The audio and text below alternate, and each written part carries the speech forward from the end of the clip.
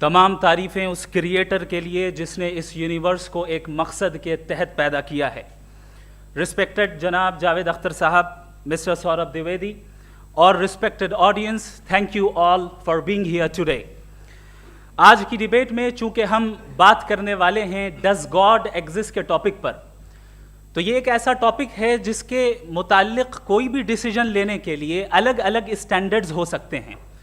لہٰذا ڈیبیٹ کے شروع میں یہ ضروری ہے کہ ہم یہ جان لیں کہ آج کے اس ٹاپک میں کون سا اسٹینڈرڈ صحیح ہوگا اور کون سا غلط ہوگا. سب سے پہلا اسٹینڈرڈ جسے میں سمجھتا ہوں کہ ہمارے رسپیکٹڈ جناب جاوید اختر صاحب بڑی تیزی کے ساتھ اس کی طرف لپکیں گے, وہ ہے سائنس.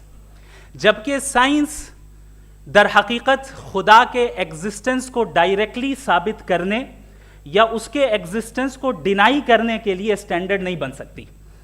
اور اس کی وجہ کیا ہے یہ میں نہیں کہہ رہا, یہ وہ لوگ کہہ رہے ہیں جو سائنس کے ایکسپرٹس ہیں. نیشنل اکیڈمی آف سائنس کہتی ہے science doesn't have the processes to prove اور disprove the existence of God. Y? کیونکہ سائنس کا تعلق ایمپیریکل ایویڈنس سے ہے, اور ایمپیریکل ایویڈنسز کا تعلق ہمارے نیچرل اور فزیکل ورلڈ سے ہے, جبکہ گاڈ نان فزیکل اور سپر نیچرل ریالٹی ہے. لہٰذا نان فزیکل ریالٹی کو آپ اس ٹول کے ساتھ نہیں چیک کر سکتے جس کا کام فزیکل ریالٹی کو تلاش کرنا ہے. لہٰذا آج اس ڈیبیٹ میں گاڈ کی ایگزسٹنس کو ثابت کرنے یا اسے ڈینائی کرنے میں سائنٹیفک ایویڈنس کو ایکسیپٹ نہیں کیا جائے گا. دوسرا اسٹینڈرڈ ہو سکتا ہے ریویلیشن, کہ ریویلیشن کے ذریعے ہم یہ ثابت کریں کہ گاڈ ایگزسٹ کرتا ہے یا نہیں. لیکن یہ اسٹینڈرڈ بھی آج ارریلیونٹ ہے. کیوں؟ کیونکہ ریویلیشن میرے نزدیک سورس آف نالج ہے, ویلڈ سورس آف نالج ہے, لیکن ہمارے جاوید اختر صاحب کے نزدیک یہ ویلڈ سورس آف نالج نہیں ہے. لہٰذا آج کی ڈیبیٹ میں ایک بھی ایویڈنس کسی بھی مذہبی اسکرپچر سے نہیں دوں گا تاکہ جاوید اختر صاحب کے لیے وہ ان ایکسیپٹیبل نہ ہو.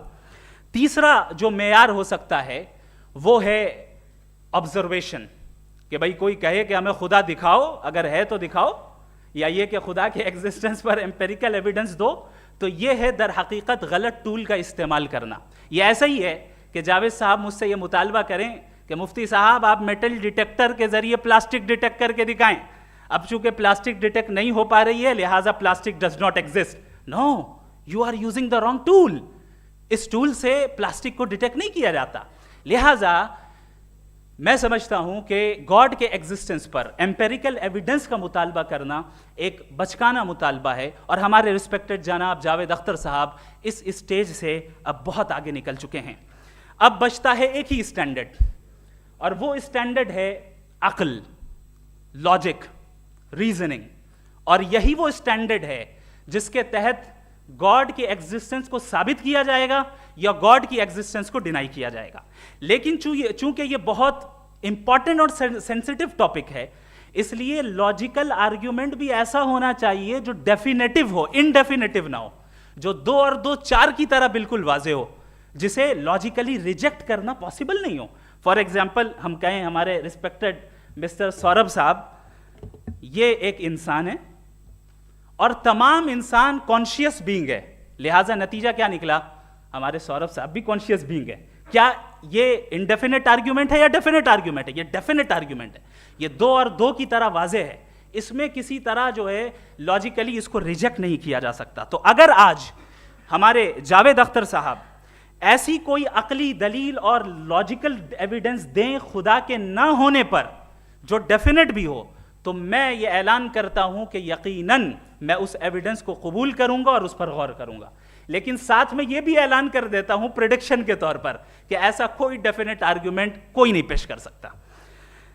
دلیل ہم دیں گے اور ڈیفینیٹو دلیل دیں گے, لاجیکل دلیل دیں گے, ایسی دلیل دیں گے جو انٹائر ایتھیسٹک ورلڈ اسے ریفیوٹ نہیں کر سکتی. چلیں اب ہم ایک ایگزامپل سوچتے ہیں, ایک سینیریو, سمپل سینیریو, تمام آڈینس سے گزارش ہے, ہم اور آپ ایک आइसोलेटेड आइलैंड पर हैं, ऐसा आइलैंड जहां पे हमसे पहले कोई कभी नहीं गया। चलते चलते आपके सामने अचानक आपने देखा एक पिंक कलर की बॉल पड़ी हुई है। सबसे पहला सवाल आपके जहन में क्या आएगा कि ये बॉल यहां क्यों आई, कैसे आई, ये पिंक कलर की ही क्यों है, कोई और कलर भी हो सकता था, ये इसी शेप में क्यों है, कोई और शेप भी हो सकता था। नेचुरली आप इस तरफ पहुंचेंगे कि कोई ना कोई है जिसने इन स्पेसिफिक प्रॉपर्टीज के साथ इस बॉल को बनाया है और यहां पे रखा है। चूंकि आप जानते हैं कि ये जो बॉल है इसका एग्जिस्ट करना जरूरी नहीं है, ये एग्जिस्ट कर भी सकती थी, नहीं भी कर सकती थी, और एग्जिस्ट करना ही था तो किसी और फॉर्म में करती, किसी और कलर में करती। अब आप इस बॉल को एक्सपैंड करते चले जाएं, एक्सपैंड करते चले जाएं, एक्सपैंड करते चले जाएं, यहां तक कि ये बॉल यूनिवर्स के साइज की हो जाए। बताइए कि क्या साइज के बढ़ जाने से सवाल बदल जाएगा? हरगिज नहीं बदलेगा। अभी भी सवाल रहेगा, ये यूनिवर्स कहां से आया, इन स्पेसिफिक प्रॉपर्टीज के साथ कहां से आया, क्यों आया, किसने बनाया, ये सवाल उस वक्त भी वैलिड रहेगा। लेकिन ये सवाल अगर हम जनाब जावेद अख्तर साहब से करें तो चूंकि इनका वर्ल्ड व्यू एथिस्टिक है, और सिर्फ इनका नहीं, मतलब जितने भी एथिस्ट हैं और एथिस्टिक वर्ल्ड व्यू को रखने वाले से अगर आप ये सवाल करें कि ये यूनिवर्स कहां से आया, तो इनका जवाब या तो आर्ग्यूमेंट फ्रॉम इग्नोरेंस होगा या डॉगमेटिक होगा।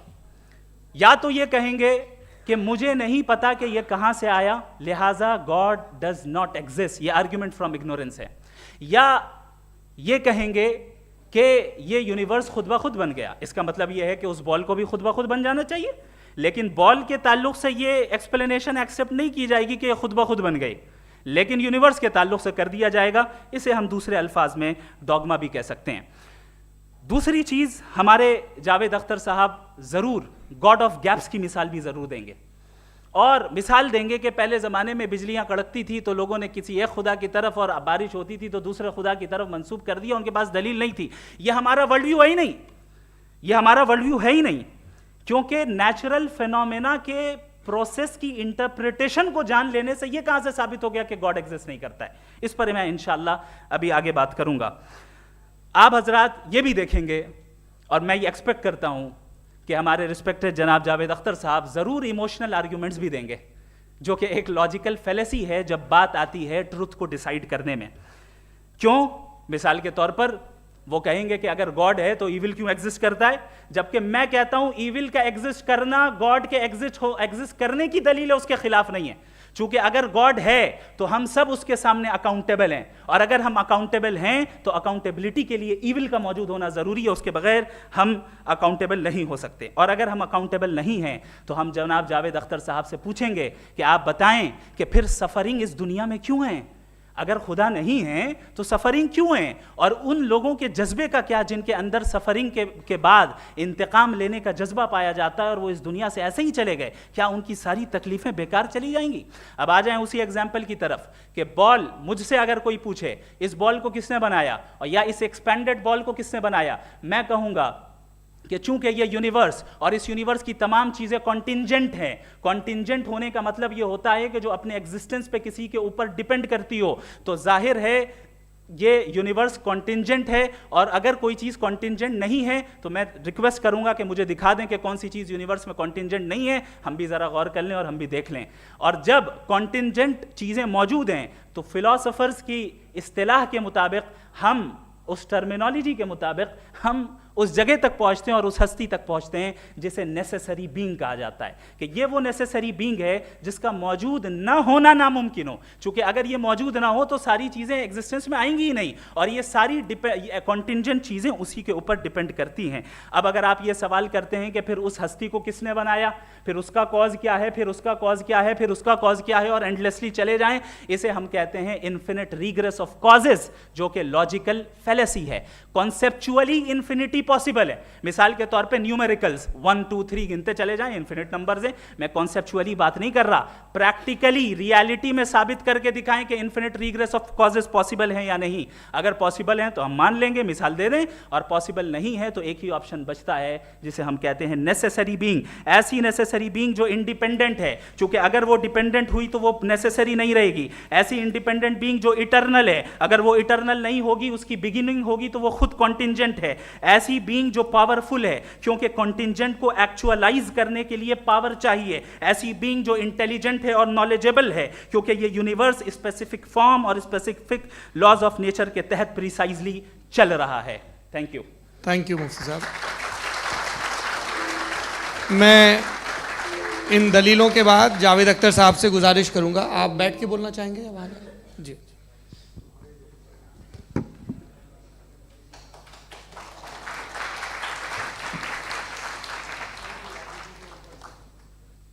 پہلے تو میں مفتی صاحب کو ایک اچھی خبر دینا چاہوں گا کہ میری نالج سائنس کے بارے میں بڑی معمولی ہے, تو آپ فکر نہ کریں اس کی, لیکن کچھ کامن سینس ہے مجھ میں.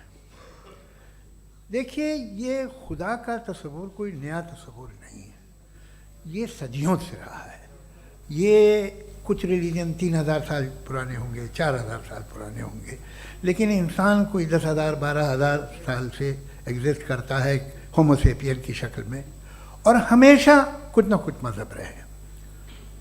یہ مذہب جاہلوں کے نہیں تھے, یہ مذہب ایک ایسی گریک سوسائٹی کے تھے جہاں بڑے بڑے فلاسفرز پیدا ہوئے. یہ مذہب ایجپشینز کے تھے جنہوں نے پیرامڈز بنائے تھے. یہ رومنز کے تھے کہ جن کا آرکیٹیکچر اور سینٹ یعنی پہلی بنیاد ڈیموکریسی کی, لمیٹڈ تھی مگر ڈیموکریسی تھی, یہ ان لوگوں نے کیے تھے. تو ان کا جو جوپیٹر تھا, را تھا, زیوس تھا, انہیں اس پہ اتنا ہی اعتماد تھا جتنا آج کسی مذہبی آدمی کو اپنے خدا پہ ہوگا. کرسچینٹی آنے سے پہلے یورپ میں ایک مذہب تھا جرمینک ریلیجن. اس کا ایک خدا تھا, اس کی ایک بیوی تھی, اس کے 2 بیٹے تھے, ایک بیٹی تھی. پھر جرمنی میں جب یورپ میں کرسچینٹی آئی تو وہ خدا, اس کی بیوی اور پورے خاندان چلا گیا.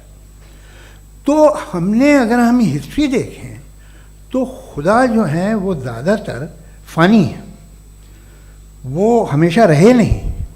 اور وہ جو لوگ انہیں مانتے تھے ان کو آپ کہیں وہ تو جاہل تھے, انہیں تو کچھ پتہ ہی نہیں تھا. ایسا نہیں ہے, وہ اپنے وقت میں بڑے قابل لوگ تھے اور اپنے وقت میں انہوں نے بڑے بڑے کام کیے ہیں. فلاسفرز تھے, سائنٹسٹ تھے, لیکن ان کا مذہب کہاں گیا, ان کے خدا کہاں گئے؟ آج جو خدا ہیں دنیا میں لوگ انہیں مانتے ہیں. آپ کو کیا معلوم کہ کتنے برسوں کے بعد کیا ہونے والا ہے؟ ہم یورپ میں دیکھتے ہیں تو چرچ خالی ہیں. تو وقت کے ساتھ چیزیں بدلتی ہیں. جہاں تک اس کا تعلق ہے مذہبوں کا, ہر مذہب آپ سے ایک چیز مانگتا ہے, فیتھ. یہ فیتھ کیا چیز ہوتی ہے؟ What is the difference between faith and belief? یہ تو بہت ہی احمقانہ بات ہوگی کہ کوئی آدمی کہے صاحب اگر خدا ہے تو مجھے دکھائیے. یہ تو جاہلانہ بات ہوئی. میں نے تو نارتھ پول نہیں دیکھا ہے, مگر میں مانتا ہوں کہ نارتھ پول ہے. میں کیوں مانتا ہوں؟ اس لیے کہ اگر یہ دنیا راؤنڈ ہے تو اس کا کوئی ٹاپ ہوگا. کچھ لوگ ہیں جو وہاں گئے بھی ہیں, کامن سینس کہتا ہے کہ ایسا ہوگا, ثبوت ہے, گواہ ہے, ریزن ہے. تو یہ میرا فیتھ نہیں ہے. تو فیتھ میں اور بلیف میں ڈفرنس کیا ہے؟ جو مذہب مانگتا ہے آپ سے, ہر مذہب فیتھ مانگتا ہے. فیتھ کا مطلب یہ ہے کہ نہ کوئی گواہ ہو, نہ کوئی ثبوت ہو, نہ کوئی ریشنل ہو, نہ کوئی لاجک ہو, نہ کوئی پروف ہو, مگر تم ایک بات کو مانو. یہ ہے فیتھ. ورنہ بلیف ہوتا. اگر اس میں کچھ بھی ثبوت ہوتے, گواہ ہوتے, تو پھر اسے آپ بلیف کہتے. جیسے میرا بلیف ہے کہ نارتھ پول ہے, میرا فیتھ تھوڑی ہے. فیتھ ان تمام شرطوں کو رد کرتا ہے. تو پھر اسٹوپیڈیٹی کیا ہے؟ اگر میں ایک بات ایسی مانوں جس کی نہ کوئی لاجک ہے, نہ کوئی ریشنل ہے, نہ کوئی پروف ہے, نہ کوئی گواہ ہے, نہ کوئی ثبوت ہے, اور میں اسے مانوں, تو یہ اسٹوپیڈیٹی ہوئی. اسے ہی بھائی کل کو میں یقین کر لوں کہ ایلون مسک جو ہے میرا بھائی ہے تو مجھے انتہائی خوشی ہوگی, سکون بھی بہت ملے گا مجھے. لیکن اور کہے بھائی کیوں مانتے ہو, کیا ثبوت ہے بھائی, وہ تو امریکن ہے اور تم تو انڈین ہو, وہ تو نسل الگ ہے, تمہیں کبھی ملے بھی نہیں. صاحب دیکھیے یہ میرا فیتھ ہے, اس پہ بات نہ کیا. فیتھ کا مطلب ہی یہ ہے کہ آپ پروو نہیں کر سکتے. اگر آپ پروو کر سکتے ہو تو فیتھ کی ضرورت ہی نہیں. پھر تو آپ بات کریں گے, آپ کتنی بحث کر لیجیے. الٹیمیٹلی دنیا کا ہر مذہب فیتھ پہ ٹکا ہے, اور فیتھ کا مطلب ہے ایک ایسا یقین جس کا کوئی ثبوت, کوئی گواہ, کوئی ریشنل نہیں. اب آپ یہ کہیں, کیا آپ یہ کیوں کہہ رہے ہیں کہ صاحب یہ کائنات کس نے بنائی؟ کمال یہ ہے کہ آپ نے بتایا کہ ایک آئلینڈ پہ گئے اور ایک بال دیکھی. آپ نے یہ نہیں کہا کہ آئلینڈ کس نے بنایا, آپ کو صرف بال پہ حیرت ہوئی. ہم نے آئلینڈ پہ ہم نے حیرت نہیں کی, ہوتے ہیں آئلینڈ. اسی طرح یہ آئلینڈ ہے, ستارے, یہ گیلیکسیز, یہ سب آئلینڈ ہیں خلا میں. ہم انہیں ٹیکن فار گرانٹیڈ لیتے ہیں, ہم پوچھتے نہیں کس نے بنائے. آپ نے جزیرے کے بارے میں بھی نہیں پوچھا ہے. میری پیدائش کیسے ہوئی؟ کیا میں پلانڈ پیدا ہوا تھا؟ I was planned to be born, یا ایک لکی اسپرم تھا جو کسی ایگ سے چپک گیا؟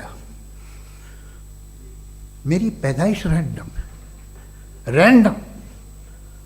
اور انصاف جسے آپ کہتے ہیں, انصاف کا تو نیچر سے کوئی واسطہ ہی نہیں. جو آپ کہتے ہیں کہ ایک دن انصاف ملے گا, انصاف از اے ہیومن کانسیپٹ. نیچر میں کوئی انصاف نہیں. اگر شیر ہرن کو کھا جاتا ہے تو اسے کوئی سزا نہیں ملتی. اگر ایک آندھی آتی ہے اور ہرے بھرے پیڑوں کو اکھاڑ کے پھینک دیتی ہے تو آندھیوں کی جیل نہیں ہوتی ہے. نیچر میں انصاف نہیں, اس لیے وہ نیچر کو انصاف کی ضرورت بھی نہیں. نیچر تمام ایک ہے. اب ہم کہیں کہ صاحب یہ دیکھیے جو میں نے کھانا کھایا تھا یہ میری آنکھ تو نہیں یوں کر دیا اسے تو اسے سزا ملنی نہیں, وہ سسٹم ہے, ایسے ہی چل رہا ہے. نیچر بغیر انصاف کے ہے. انصاف از اے ہیومن کانسیپٹ. تو جو آپ سے کہتا ہے کہ میں تمہیں انصاف دوں گا وہ انسانی ذہن کی پیداوار ہے. یہ نیچرل ہے ہی نہیں, یہ آسمانی ہے ہی نہیں. نیچر کا تصور, انصاف کا تصور. بھائی آپ ساتھ ملتے ہیں, اب آپ لیفٹ ہینڈ ڈرائیو کر لیں, یہ کیا ہے؟ تمام سچ, تمام نیکی, تمام شرافت لیفٹ ہینڈ ڈرائیو ہے. ورنہ کیا ہوگا, یا تو آپ کیوس کر دیں گے, آپ کا ایکسیڈنٹ ہو جائے گا, یا آپ کسی کو مار دیں گے, یا ٹریفک جام ہو جائے گا. جھوٹ, بےایمانی, رشوت خوری, یہ تمام جو ہے driving on the wrong side. اس کے اوپر کچھ نہیں. یہ تو ہم نے بنایا, جیسے ہم نے لیفٹ ہینڈ ڈرائیو بنائی ہے. یہ کانسیپٹ آف انصاف جو ہے یہ ہمارا ہے, اس کا نیچر سے کوئی واسطہ نہیں. شیر کھا جاتا ہے ہرن کو, اسے جیل ہوتی ہے کیا؟ کچھ بھی نہیں, ہے ہی نہیں. تو یہ جو دنیا کے ریلیجن پرومس کرتے ہیں آپ سے انصاف, اسی سے معلوم ہوتا ہے کہ یہ مین میڈ ہے.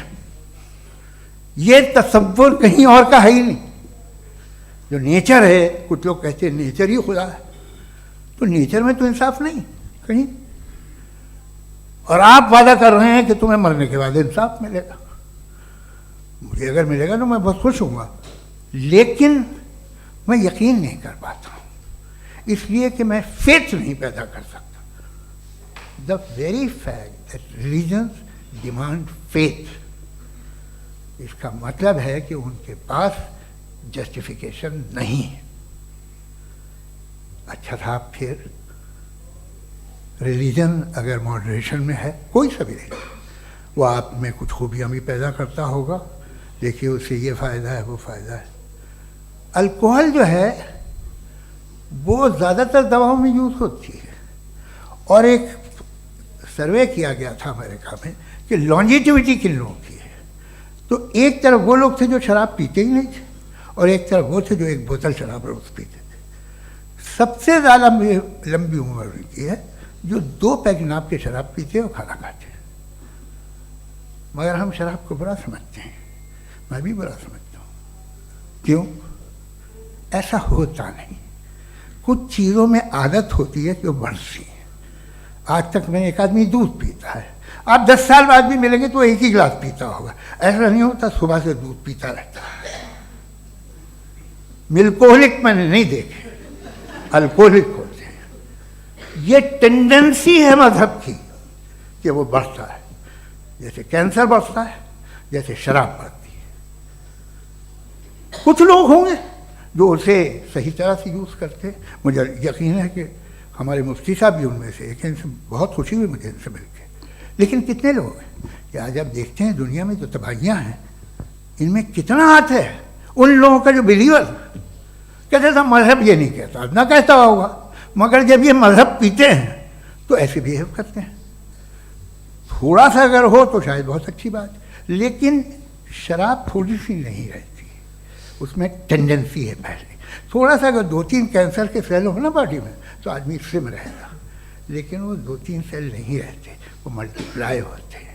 جاوید صاحب ٹائم پورا ہو گیا. ٹائم ہو گیا, تو بس بات ختم ہو گئی. اچھا مجھے کچھ اور کہنے کو تھا بھی نہیں.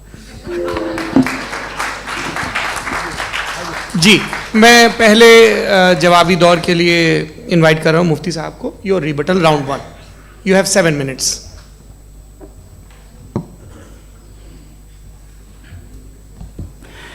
Thank you very much Javed صاحب. آپ کی بات کو سن کر بڑے محظوظ ہوئے ہم لوگ. محظوظ, do you understand, we enjoyed. Okay, اب تھوڑا سا لاجیکلی اس کو ہم لوگ دیکھتے ہیں. دراصل ہم لوگوں نے کل گزارش کی تھی مفتی صاحب سے بھی, جاوید صاحب سے بھی, کہ ہندوستانی زبان عام فہم سب کو سمجھ میں آ جائے, اور جہاں کہیں آپ مشکل شبد استعمال کریں وہاں بتاتے بھی چلیں. Thank you. تو سب سے پہلے ہمارے رسپیکٹڈ جاوید صاحب نے حوالہ دیا کہ خدا فانی ہے. کتنے مذہب آگے چلے گئے, کسی نے جوپیٹر کو خدا مانا, کسی نے کسی کو مانا. میں کہتا ہوں جس نے کانٹینجنٹ چیز کو خدا مانا, غلط مانا, وہ خدا ہی نہیں, وہ خدا ہی نہیں ہے. ہم تو نیسیسری بینگ کو ثابت کرنے بیٹھے ہیں, وہ نیسیسری کاز جو ایٹرنل ہے, جو ابدی بھی ہے اور ازلی بھی ہے. ہم کسی اور کو ثابت کرنے نہیں بیٹھے. دوسری چیز انہوں نے کہا کہ فیتھ اینڈ بلیف یہ ایک ایسی ڈیفینیشن ہے فیتھ کی جو انہوں نے پہلی مرتبہ پیش کی ہے, یا معاف کیجیے گا انہوں نے پہلی مرتبہ پیش نہیں کی ہے, رچرڈ ڈاکنز نے پہلی مرتبہ پیش کی ہے. مجھے معلوم ہے یہ سورس کہاں سے ہے. ایپسٹیمولوجیکلی فیتھ اور بلیف کا فرق آپ اس طرح نہیں کر سکتے سر. فیتھ صحیح بھی ہوتا ہے, غلط بھی ہوتا ہے. بلیف صحیح بھی ہوتا ہے, غلط بھی ہوتا ہے. جو لاجک, ریزن اور ایویڈنس سے بیکڈ ہوگا وہ فیتھ صحیح ہوگا. اور آپ جس فیتھ کی بات کر رہے ہیں کہ ان لاجیکل ہے اور اس کے پیچھے نہیں ہے, تو we are on the same page. ہم نہیں مانتے اس فیتھ کو. جو فیتھ ایسا ہو جس کے پیچھے کوئی لاجک نہ ہو, ایویڈنس نہ ہو, ہم نہیں مانتے. ہم تو اس فیتھ کے قائل ہیں جس کے پیچھے لاجک ہو اور ایویڈنس ہو. تو بلیف صحیح بھی ہوتا ہے, غلط بھی ہوتا ہے, فیتھ بھی صحیح ہوتا ہے اور غلط بھی ہوتا ہے. تو آج فیتھ اور بلیف کے ڈفرنس پہ بات نہیں ہو رہی ہے. آج آپ چاہے فیتھ ایکسپٹ کر لیں یا بلیف ایکسپٹ کر لیں, آج یہ بات ہوگی کہ ٹروتھ کیا ہے, چاہے ٹرو بلیف صحیح ہے یا ٹرو فیتھ صحیح ہے, اور فالس فیتھ کیا ہے اور فالس بلیف کیا ہے, بات اس پہ ہو رہی. دوسری چیز انہوں نے پوچھا اسٹوپیڈیٹی پھر کیا ہے. اگر فیتھ ریلیجن اسٹوپیڈیٹی نہیں ہے تو اور کیا ہے, چونکہ فیتھ کا مطالبہ کرتے ہیں تو اسٹوپیڈیٹی کیا ہے. میں کہتا ہوں اسٹوپیڈیٹی ایتھزم ہے. اس کی وجہ یہ ہے کہ آپ ایک سڑک پہ جا رہے ہوں اور آپ کسی گارڈن میں جائیں اور دیکھیں وہاں لکھا ہے پھولوں کے ساتھ آئی لو Javed Akhtar, and I really do, I love you sir. سو جب آپ وہاں پر پہنچے تو وہاں پہنچ کر اب یہ بتائیں, کیا آپ یہ کہیں گے واو واٹ اے نیچرل سلیکشن, یہ کیا نیچرل سلیکشن ہے؟ نہیں, یہ پریسائزلی ڈیزائنڈ ہے, اس کے پیچھے ڈیزائنر ہے. لہٰذا اگر کوئی ایک ایسی کامن سینس کی بات کو قبول نہیں کر رہا ہے کہ یونیورس جو اتنے پریسائزلی کام کر رہا ہے ہم کہہ دیں کہ خود بخود بن گئی, میں سمجھتا ہوں اس سے بڑی اسٹوپیڈیٹی اور کچھ نہیں ہے. یہ ریشنل چیز ہے. پھر ہمارے سر نے کہا کہ آپ نے بال پہ فوکس کیا, آئی لینڈ پہ فوکس نہیں کیا. ارے آئی لینڈ کو کس نے بنایا یہی سمجھانے کے لیے تو بال کی مثال دے رہا ہوں. اور بال بھی کانٹینجنٹ ہے, آئی لینڈ بھی کانٹینجنٹ ہے, دونوں نیسیسری بینگ کا مطالبہ کرتے ہیں. آگے انہوں نے کہا کہ نیچر میں کوئی انصاف نہیں ہے. ہم ڈیسائیڈ کرتے ہیں کہ موریلٹی کیا ہوتی ہے, انصاف کیا ہوتا ہے. ہم ڈیسائیڈ کرتے ہیں, جیسے ڈرائیونگ سیٹ میں ٹریفک والا, یہ تو کسی خدا نے نہیں کہا, یہ ہے, اسے کہتے ہیں فالس ایکویویلنس. یہ ایک لاجیکل فیلیسی ہے. آپ نے جو ہے مثال دی ڈرائیونگ کی اور ٹریفک کی, یہ سبجیکٹو موریلٹی ہے. آپ سبجیکٹو موریلٹی کو مثال بنا کر آبجیکٹو موریلٹی کے اوپر نہیں تھوپ سکتے. انصاف کی آبجیکٹو موریلٹی ہے. اگر آپ یہ کہتے ہیں کہ نیچر میں انصاف نہیں ہے تو انصاف کا نہ ہونا یہ نیچرل ہوا, تو پھر نیچر کو نیچر رہنے دے, کیوں ہم اتنا اسٹرائیو کر رہے ہیں دنیا میں انصاف لانے کے لیے. یہ تو illogical بات ہے, irrational بات ہے. اس لیے بہت سی چیزیں ایسی ہیں جو آبجیکٹیولی جو ہے ایول یا گڈ ہیں, اور بہت سی چیزیں ایسی ہیں جو سبجیکٹیولی ہیں. سبجیکٹیولی جو مورل ہوتا ہے یا امورل ہوتا ہے اس کو ہم سوشل کنسنسس سے یا پرسنل پریفرنس سے ڈیسائیڈ کرتے ہیں, لیکن جو آبجیکٹیو مورالٹی ہے جس میں انصاف آیا, جو انہوں نے بار بار ریپیٹ کیا, یہ آبجیکٹیو ہے, سبجیکٹیو نہیں ہے. اگر آپ کہتے ہیں یہ سبجیکٹیو ہے تو میرا سوال آپ سے یہ ہے, کیا سوشل کنسنسس کے ذریعے اگر ظلم کو صحیح قرار دے دیا جائے گا تو آپ ظلم کو جسٹیفائی کریں گے؟ دوسری چیز, انہوں نے یہ کہا کہ 2 پیک شراب پی لیں تو وہ اتنے پہ نہیں رہتا, بڑھ جاتا ہے. یہی معاملہ مذہب کے ساتھ ہے. 2 پیک آپ پی لیں بڑھے گا. تو یہ ایک ایسی مثال ہے, اس کو کہیں بھی فٹ کر لیں کہ آپ ایتھزم پہ جب فٹ کریں, جب آپ 2 پیک ایتھزم کا لیں گے نا تو وہ بڑھ بڑھ کے نارتھ کوریا بنے گا. Thank you.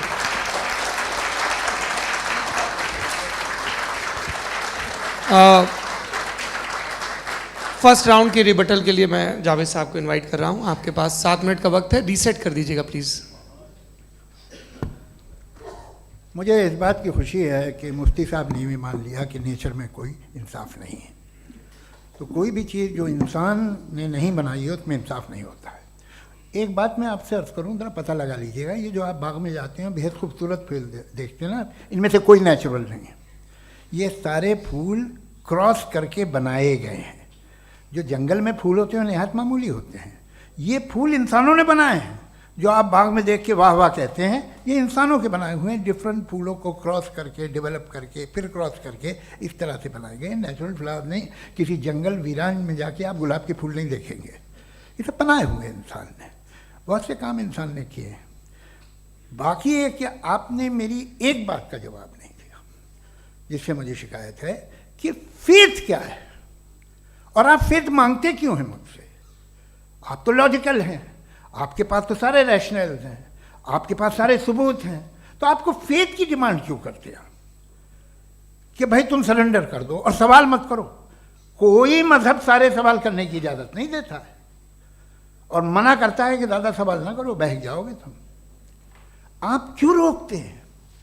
حقیقت یہ ہے کہ انسانی تاریخ کیا ہے. انسانی تاریخ یہ ہے کہ دنیا میں 2 طرح کے لوگ ہوئے ہیں. ایک وہ جنہوں نے اپنی لا علمی کی پرستش کی ہے, دوسرے وہ جنہوں نے اپنی اگنورنس یا لا علمی سے جھگڑا کیا ہے اور معلوم کیا ہے کہ کیا ہے. یہ جو آپ کہہ رہے ہیں, آج آپ حیران ہیں کہ بھئی یہ یونیورس کیسے بنی. لوگ حیران تھے کہ سورج ڈوبتا ہے تو ادھر سے کیسے نکلتا, اور آپ ایک قدم جا کے ہمیشہ کا ماننے کو تیار ہے, ایک قدم پیچھے ہی مان جائیے. بھئی آپ اس کے بعد جاتے ہیں, کہتے سوال نہ کرنا کہ یہ کہاں سے آیا, یہ پاور تو ہمیشہ سے ہمیشہ رہے گی. تو آپ یونیورس کے بارے میں ماننے میں کیا تکلیف ہے؟ ایک قدم پہلے رک جائیے. یہ ہمیشہ سے تھی یا نہیں تھی ہمیں معلوم نہیں ہے. اور یہ کہنا کہ ہمیں معلوم نہیں ہے, کمال یہ ہے کہ دنیا کے سارے مذہب سب جانتے ہیں یہ دنیا کیسے بنی تھی, کیسے مٹے گی, مرنے کے بعد کیا ہوگا. ان کو سب علم ہے. ان کو کسی کو ڈائنوسر ہوتے تھے پہلے یہ نہیں پتا تھا, کسی کو نہیں پتا. کسی بھی دنیا کی مذہبی کتاب میں ڈائنوسور کا ذکر نہیں ہے. لیکن باقی سب باتیں, how to make universe in 4 easy lessons and باقی سب پتہ ہے. جس کو سب پتہ ہے وہ گڑبڑ ہے. ہم میں یہ انکسار, یہ ہیوملٹی ہونی چاہیے کہ ہم یہ کہیں کہ ہمیں یہ بہت ساری باتیں نہیں معلوم, لیکن ہم ان کی پرستش نہ کریں, اپنی لا علمی کو کی پرستش نہ کریں, ہم اسے پتہ لگانے کی کوشش کریں. جس دنیا میں آپ بیٹھے ہیں سر, یہ ہال جو ہے, یہ الیکٹریسٹی جو ہے, یہ مائک جو ہے, جس ہوائی جہاز سے آپ آئے تھے, وہ جس کار سے آپ یہاں آئے ہیں, یہ سب ان لوگوں کی بنائی ہوئی ہے جنہوں نے سوال کیے تھے. یہ دنیا جس میں آپ آج آرام سے ہیں, یہ ان لوگوں کی بنائی ہے کہ جنہوں نے سوال کیے تھے, اور ہر اسٹیج پہ ان سوالوں کو مکروہ کہا گیا تھا, غلط کہا گیا تھا. آپ ذرا تاریخ پڑھیے, ایک بڑی دلچسپ کتاب ہے برٹرنڈ رسل کی, جس میں اس نے ریلیجن اینڈ سائنس کہ کب سے ریلیجن جو ہے سائنس کے اگینسٹ ہے, اور حد تو یہ ہے کہ بھاپ کے انجن کے خلاف تھے, اسٹیم انجن کے بھی خلاف تھے, اور فتوے ہوئے ان پہ, ویٹیکن نے دیے.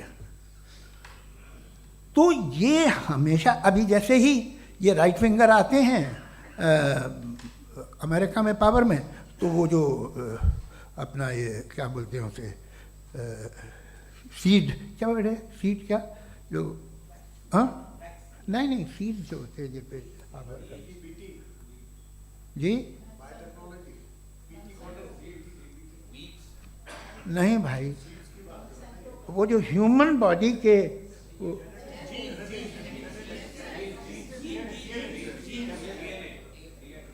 اس پہ ریسرچ بند ہو جاتی ہے، ریپبلکن نہیں کرنے دیتے.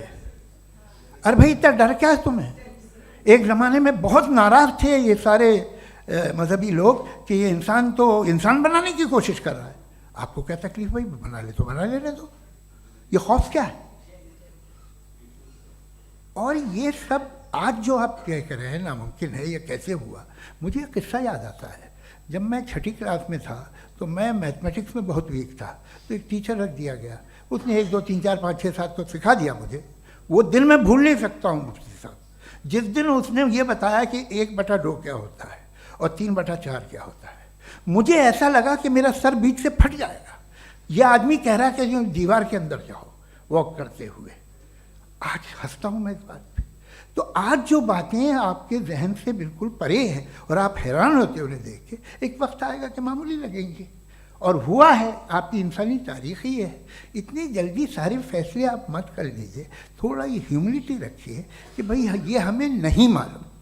یہ کہنے میں کیا آ رہا ہے؟ یہ یونیورس کہاں تک پھیلی، یہ کب سے ہے اور کب تک رہے گی، ہمیں نہیں معلوم. آپ نے فیصلہ کر لیا کب بنی. یہ آپ کے حساب سے کوئی 14 بلین ایئرز بنی جو سمجھا جاتا ہے. اس سے پہلے ہزاروں کروڑوں اربوں سال تک خدا بیٹھا کیا کر رہا تھا؟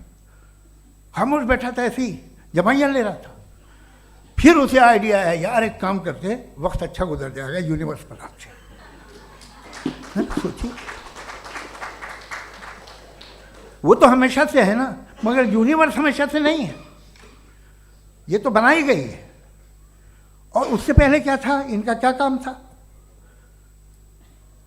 کیسی بات ہے؟ یہ بڑا آسان ہے. جو بات ہمیں آج دھیرے دھیرے پتہ چلی ہے، برسوں 2000 اور 2500 سال پہلے آپ کو کسی نے بتا دیا کہ کیا تھا، آپ مان گئے، اور تب سے وہی مان رہے ہیں جو 2500 سال پہلے کہا گیا تھا. سب کچھ بدل گیا ہے، سالو ہو رہی ہیں چیزیں. ابھی سائنس بالکل دعویٰ نہیں کرتی، یا کوئی فلاسفر یہ دعویٰ نہیں کرتا کہ ہمیں سب معلوم، بلکہ وہ کہتا ہے کہ ہمیں جتنا معلوم ہوتا ہے اس سے یہ معلوم ہوتا ہے کہ ہمیں کتنا کم معلوم. تو ہم اپنی جہالت سے لڑیں، اس کی پرستش نہ کریں. جی ٹائم ہے. تھینک یو سو مچ. میں ترکوں کی شرنکھلا میں راؤنڈ 2 کے لیے مفتی صاحب کو آمنترت کر رہا ہوں. آپ کے پاس ایک بار پھر سے 7 منٹ کا وقت ہے. شکریہ. جناب جاوید اختر صاحب کئی مرتبہ دہرا رہے ہیں کہ فیتھ کا مطلب بتائیے، فیتھ کا مطلب بتائیے. میں نے بتا دیا، فیتھ صحیح بھی ہوتا ہے، غلط بھی ہوتا ہے. اور آج ہم فیتھ پہ بات نہیں کر رہے، ہم ٹروتھ اور ڈز گاڈ ایگزسٹ پہ بات کر رہے ہیں. کیا ڈز گاڈ ایگزسٹ، یہ ٹروتھ یعنی گاڈ ہے یا نہیں ہے، اس میں سے دونوں ٹروتھ کیا ہے. اب آپ اسے فیتھ کہہ لیں، بلیف کہہ لیں، ناٹ مائی بزنس. اس کے بعد آپ نے کہا کہ بھائی سوال کرنے سے مذہب روکتا ہے.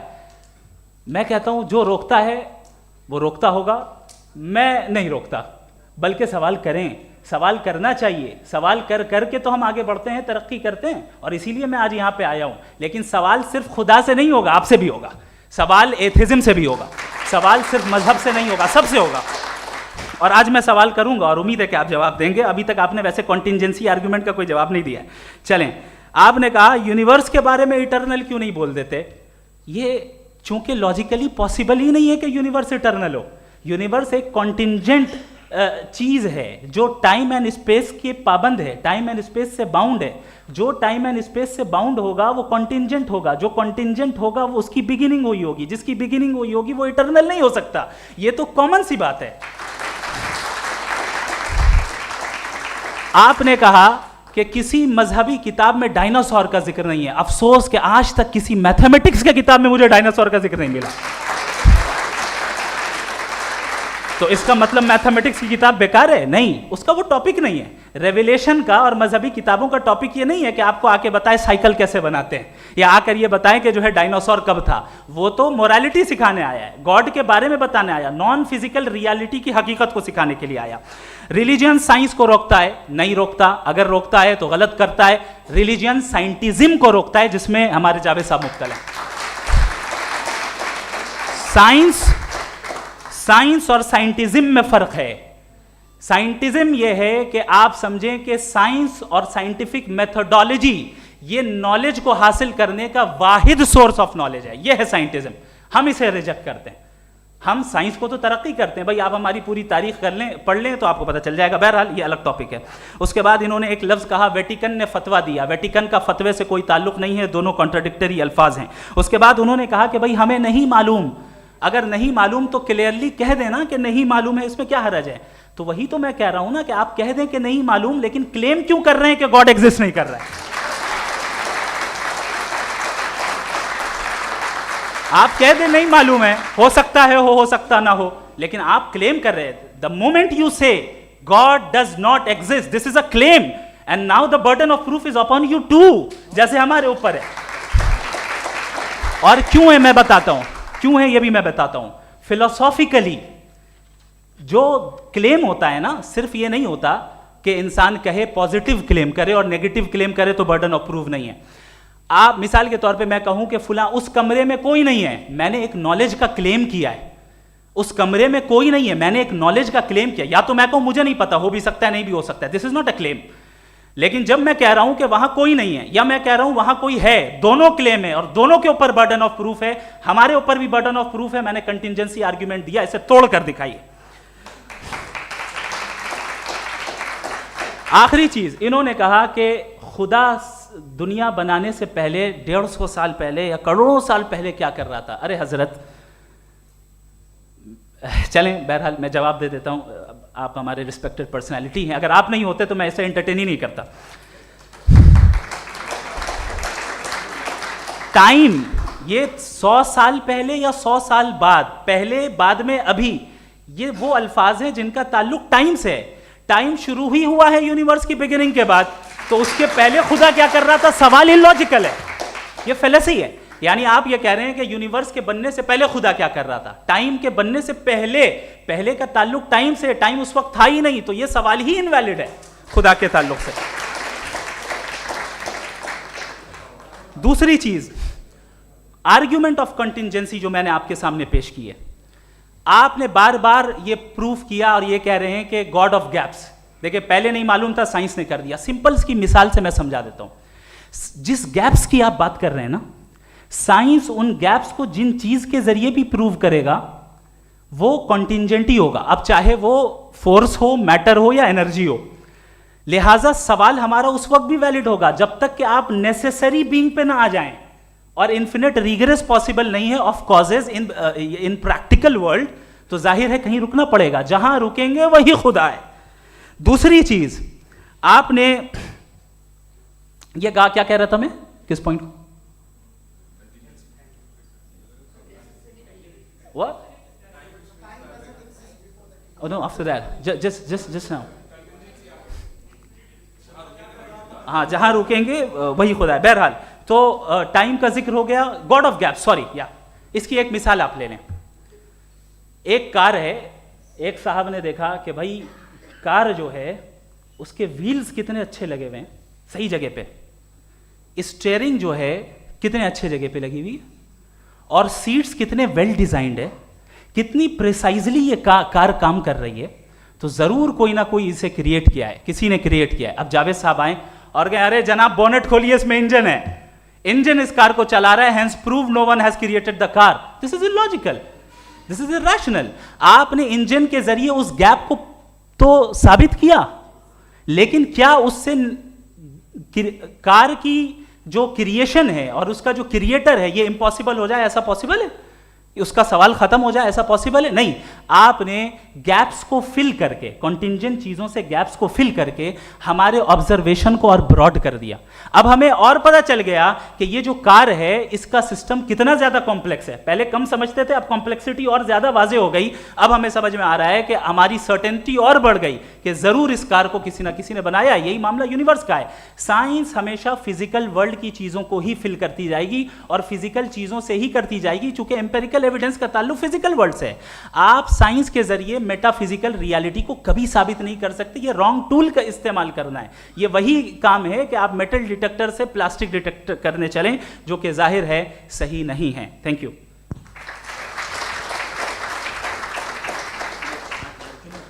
جی, یہ آرگیومنٹ کا راؤنڈ 2 ہے. 7 منٹ ہے. پہلے تو میں آپ سے عرض کروں کہ آپ نے کہا کہ جب کائنات ہی نہیں تھی تو وقت بھی نہیں تھا, کچھ بھی نہیں تھا. کیسے نہیں تھا؟ خدا تھا. ایک ایگزسٹنس تو تھا نا خدا کا. تو جب خدا تھا تو وقت بھی ہوگا. ایسا نہیں کہ کچھ بھی نہیں تھا, خدا تھا. اچھا, باقی یہ کہ آپ نے کہا صاحب آپ ثابت کیجئے, آپ کے پاس بھی لاجک ہے یا میرے پاس بھی لاجک ہے. آپ میرا ذمہ داری نہیں ہے ثابت کرنا کہ خدا ہے. برٹن رسل نے ایک بڑی اچھی بات کہی.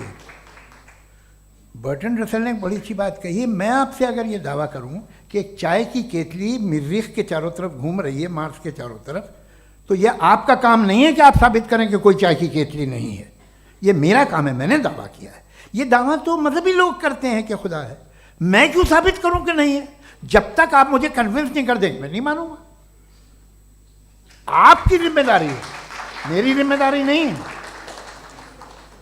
دوم یہ کہ یہ جو آپ کہہ رہے ہیں جو گیپس ہیں, یہ گیپ جب کسی مذہب کو چیلنج کرتے ہیں, جب ایسا کوئی بات آتی ہے تو ہنگامہ ہو جاتا ہے کہ جب وہ چیلنج کریں کسی فیتھ کو. یہ تمام سائنس جو ہے اسے مختلف جگہوں پہ مختلف وقتوں میں مذہب نے روکنے کی کوشش کی ہے. یہ کتاب ہے ریلیجن اینڈ سائنس, برٹن رسل کی, پڑھیے گا, اچھی لگے گی آپ کو.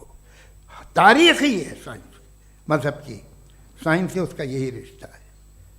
اچھا, اب یہ ہم سوچیں کہ بہرحال یہ وجود جو ہے مذہب اور یہ بلیف ان گاڈ انسان کو بہتر بنا دیتا ہے.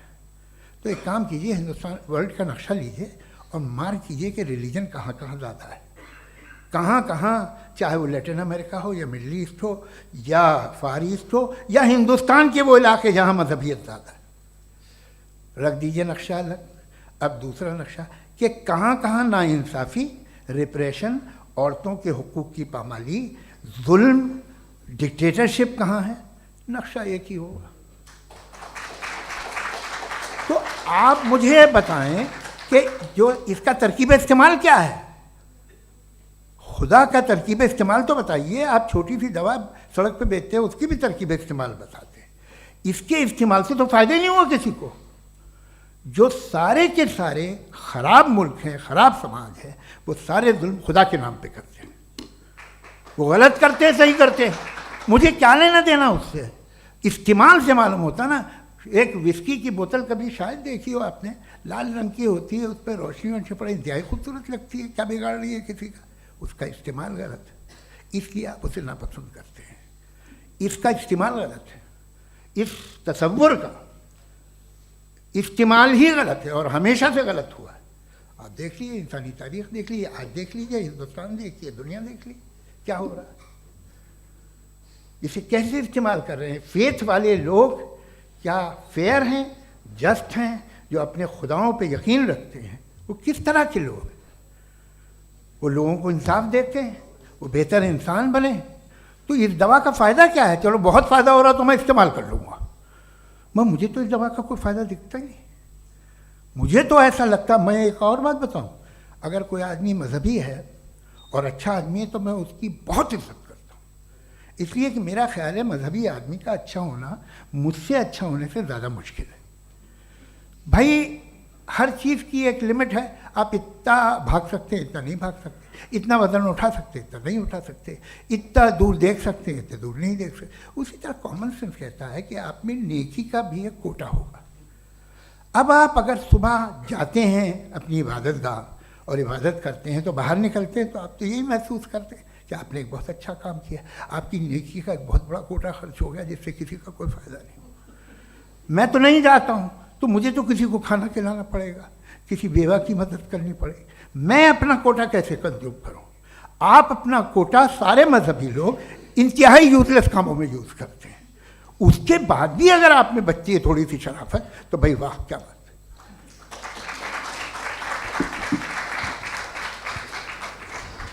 ایک تو مجھے یہ بات بہت اچھی لگ رہی ہے کہ دونوں ہی ودوان سمے کو مانتے ہیں اور بہت سمے سے اپنی دلیلیں اور بعض دفعہ سمے سے پہلے اپنی تقریریں پوری کر کے اپنی اپنی کرسی پر بیٹھ رہے ہیں.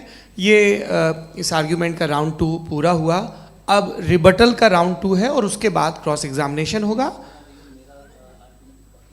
نہیں, آپ کا آرگیومنٹ ہو گیا سر. ہمارے یہاں اسکول کے سلیبس میں پنچ پرمیشور کہانی پڑھائی جاتی ہے پریم چند جی کی لکھی ہوئی. آپ نشچنت رہیے, آپ کے کوئی راؤنڈ میں مس نہیں ہونے دوں گا. ریبٹل کا راؤنڈ 2 مفتی شمائل ندوی صاحب.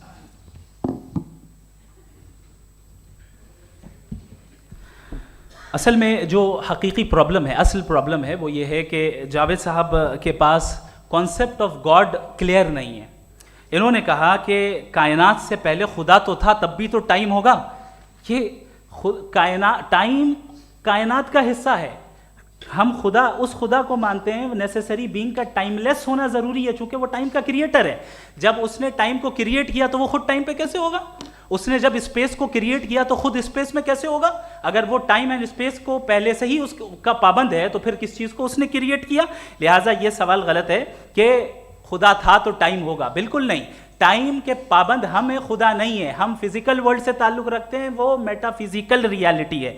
دوسری چیز انہوں نے مثال دی کہ چائے کی کیتلی ہوا میں گھوم رہی ہوگی, اور پتہ نہیں شاید وہ برٹن رسل کا انہوں نے حوالہ دیا. بہرحال یہی پرابلم ہے. پرابلم یہی ہے کہ ہم چیزوں کے درمیان ڈفرینشیٹ نہیں کر پاتے ہیں. یہ جو آپ نے مثال دی یہ امیجینیشن ہے, اور میں جو ثابت کر رہا ہوں وہ لاجیکل نیسیسٹی ہے. آپ امیجن کرنے آئے تو کچھ بھی کریں, جوپیٹر میں پنک ایلیفنٹ ہوگا, یونیکارن ہوگا, کریں. اس سے کائنات پہ کیا فرق پڑتا ہے؟ اس سے آپ لاجیکل نیسیسٹی ثابت نہیں کر سکتے. میں تو اس پرائم کاز کی بات کر رہا ہوں, اس نیسیسری بینگ کی بات کر رہا ہوں جس کے بغیر اس کائنات کا ایگزسٹنس ممکن نہیں ہے. دوسری چیز, مذہب کو سائنس چیلنج کرتی ہے وغیرہ وغیرہ, یہ ہمارا ٹاپک ہی نہیں ہے. میں اس پہ بات کروں گا تو پھر میرا وقت چلا جائے گا. مذہب کے اوپر چونکہ ہماری ڈسکشن نہیں ہے. سائنس کو مذہب اور بالخصوص میں اور ہمارا ورلڈ ویو کم از کم سائنس کو پیچھے نہیں کرتا ہے, سائنٹزم کی مذمت کرتا ہے. اس کی وضاحت میں نے پہلے کر دی. دوسری چیز انہوں نے کہا ورلڈ کا نقشہ لیجئے, ورلڈ میپ لیجئے, 2 الگ الگ جگہ کی. حضرت میں نے یہ ہوم ورک کیا تھا اور میں نے مڈل ایسٹ کا ایک نقشہ لیا اور یورپ کا ایک نقشہ لیا. یہ مذہبی علاقہ اور یہ لبرل اور ایتھیسٹ علاقہ. مجھے پتا چلا کہ سب سے زیادہ ریپ کیسز جو ہیں وہاں پر ہیں.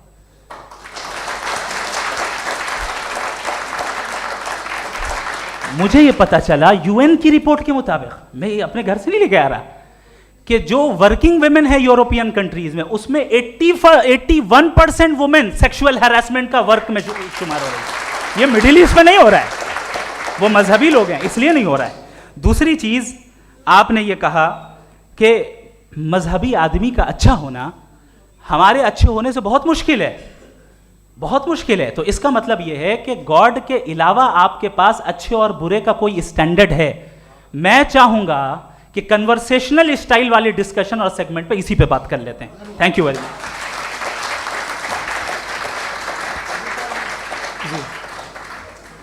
یہ ریبٹل کا راؤنڈ 2 ہے. آپ کے پاس 5 منٹ کا وقت ہے اور اس کے بعد کراس ایگزامینیشن شروع کریں گے. آپ چاہیں تو جو انہوں نے سوال پوچھے ان کے جواب آپ ریبٹل میں بھی دے سکتے ہیں. جی جی دیکھیے, پہلے تو یہ بات کہ یہ مثال غلط نہیں ہے, غلط ہے.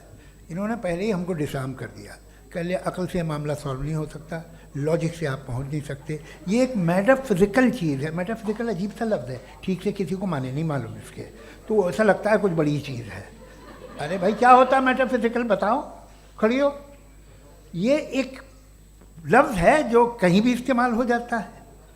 جب آپ ایک بات کر رہے ہیں اور آپ مجھ سے بحث کر رہے ہیں تو مجھے میٹا فزیکل مت بتائیے, آپ لاجیکلی مجھے پروف کیے. اور اگر لاجیکلی آپ نہیں بات کرتے صاحب یہ میٹا فزیکل ہے, تو پھر ہم آپ بات کیا کر رہے ہیں؟ میرا آپ کا کس زبان میں کانورسیشن ہوگا؟ اور یہ کہنا کہ وقت پہلے نہیں تھا تو پھر کیوں کہتے ہیں یہ ہمیشہ سے اور ہمیشہ رہے گا؟ ہمیشہ وقت ہے، تو آپ کیسے کہتے ہیں وہ ہمیشہ سے ہے اور ہمیشہ رہے گا؟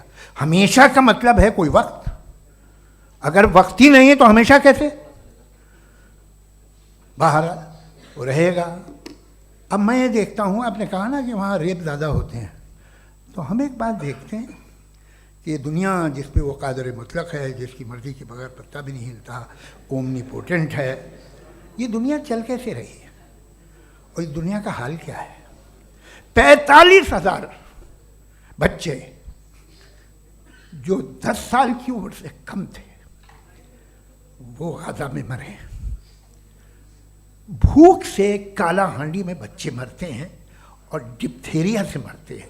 ڈپتھیریا عجیب مرض ہے، گلے میں جالی بننا شروع ہوتی ہے، بچہ نیلا ہو جاتا ہے، غریب کا بچہ، اس لیے کہ وہ پاس علاج نہیں۔ یہ قادر مطلق ہے جو چاہے کر دے، اس سے آپ دعائیں مانگتے ہیں ہماری یہ کام کر دے وہ کر دے، تو اس کا مطلب ڈے ٹو ڈے لائف میں وہ انٹرفیئر کرتا ہے اور یہ دیکھ رہا ہے وہ۔ اگر وہ واقعی بھی ہے فار ڈسکشن سیک، تو میں جب دنیا دیکھتا ہوں تو میرے دل میں اس کے لیے کوئی عزت نہیں پیدا ہوتی۔ یہ کیا کر رہے ہو تم پورے آل پاورفل ہو، اومنی پوٹنٹ ہو، اومنی پریزنٹ ہو، تم تو وہاں غزہ میں رہے ہوگے نا، تم ہر جگہ ہو، تم دیکھ رہے تھے کہ بچے کی کیسے دھجیاں اڑ رہی، تم دیکھ رہے تھے، اور تم چاہتے ہو میں تمہاری پرستش کروں گا، تم ہو بھی۔ ارے یار، اس سے اچھے تو ہمارے چیف پرائم منسٹر ہیں، کچھ تو خیال کرتے ہیں۔ کمال ہے، آپ کس کی عبادت کر رہے ہیں؟ اگر وہ ہے بھی، یہ دنیا ناانصافی سے، ظلم سے، جبر سے، تشدد سے بھری ہوئی، اور آپ یہ مت کہیے گا کہ وہ دیکھ رہا ہے اور وہ بتائے گا ایک دن۔ اگر وہ دیکھ رہا ہے اور انٹرفیئر نہیں کرتا تو آپ دعا کیوں مانگتے؟ آپ کہتے ہیں میرا یہ کام کرا دے، اس کے مطلب ہے وہ دخل دے سکتا ہے، وہ آپ کو نوکری دلوا سکتا ہے، بھلے دوسرے آدمی کو نہ ملے، مگر آپ کا کام کر دے گا چونکہ آپ نے دعا مانگی ہے۔ تو جب وہ آپ کو نوکری دلا سکتا ہے، لڑکی کی شادی کر سکتا ہے، بیٹے کو گرین کارڈ دلوا سکتا ہے، تو کم سے کم یہ جو مر رہے ہیں بچے ان کو روک دے، کچھ تو کرے۔ مجھے تو دنیا میں اس دنیا کا کوئی مالک ہے، اس کا اومنی پوٹنٹ کوئی رولر ہے، اور یہ دنیا ایسی چل رہی ہے۔ میں تو چاہوں گا کہ بھائی نہ ہو، اگر ہو تو بڑی شرمندگی کی بات ہے۔ شکریہ۔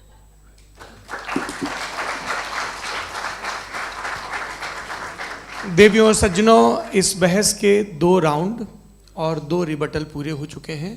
اب سب سے ضروری اور سب سے مشکل راؤنڈ شروع ہو رہا ہے، کراس ایگزامینیشن کا۔ اب ان ودوانوں کی سجنتا کی ایک پرکھ بھی ہوگی، اور وقت ہم نے 16 منٹ کا طے کیا ہے۔ پہلا سوال آپ پوچھنا چاہیں گے؟ جی بالکل، پہلے بولے بھی آپ آپ مائک لے لیجیے گا ہاتھ میں، یہ نیچے سے آن کیجیے۔ جی میں بولتا ہوں، یہ دائس ہٹا سکتے ہیں کیا ہم تھوڑا کوئکلی؟ دائس پیچھے کر دیجئے بس تھوڑا سا، ہے تاکہ یہ جو دائیں بائیں لوگ بیٹھے ہیں اسے ہٹا ہی دیجیے، اب ہم وہاں تو جانے والے نہیں، آرام سے آرام سے۔ دونوں طرف سے ہٹا دیجیے۔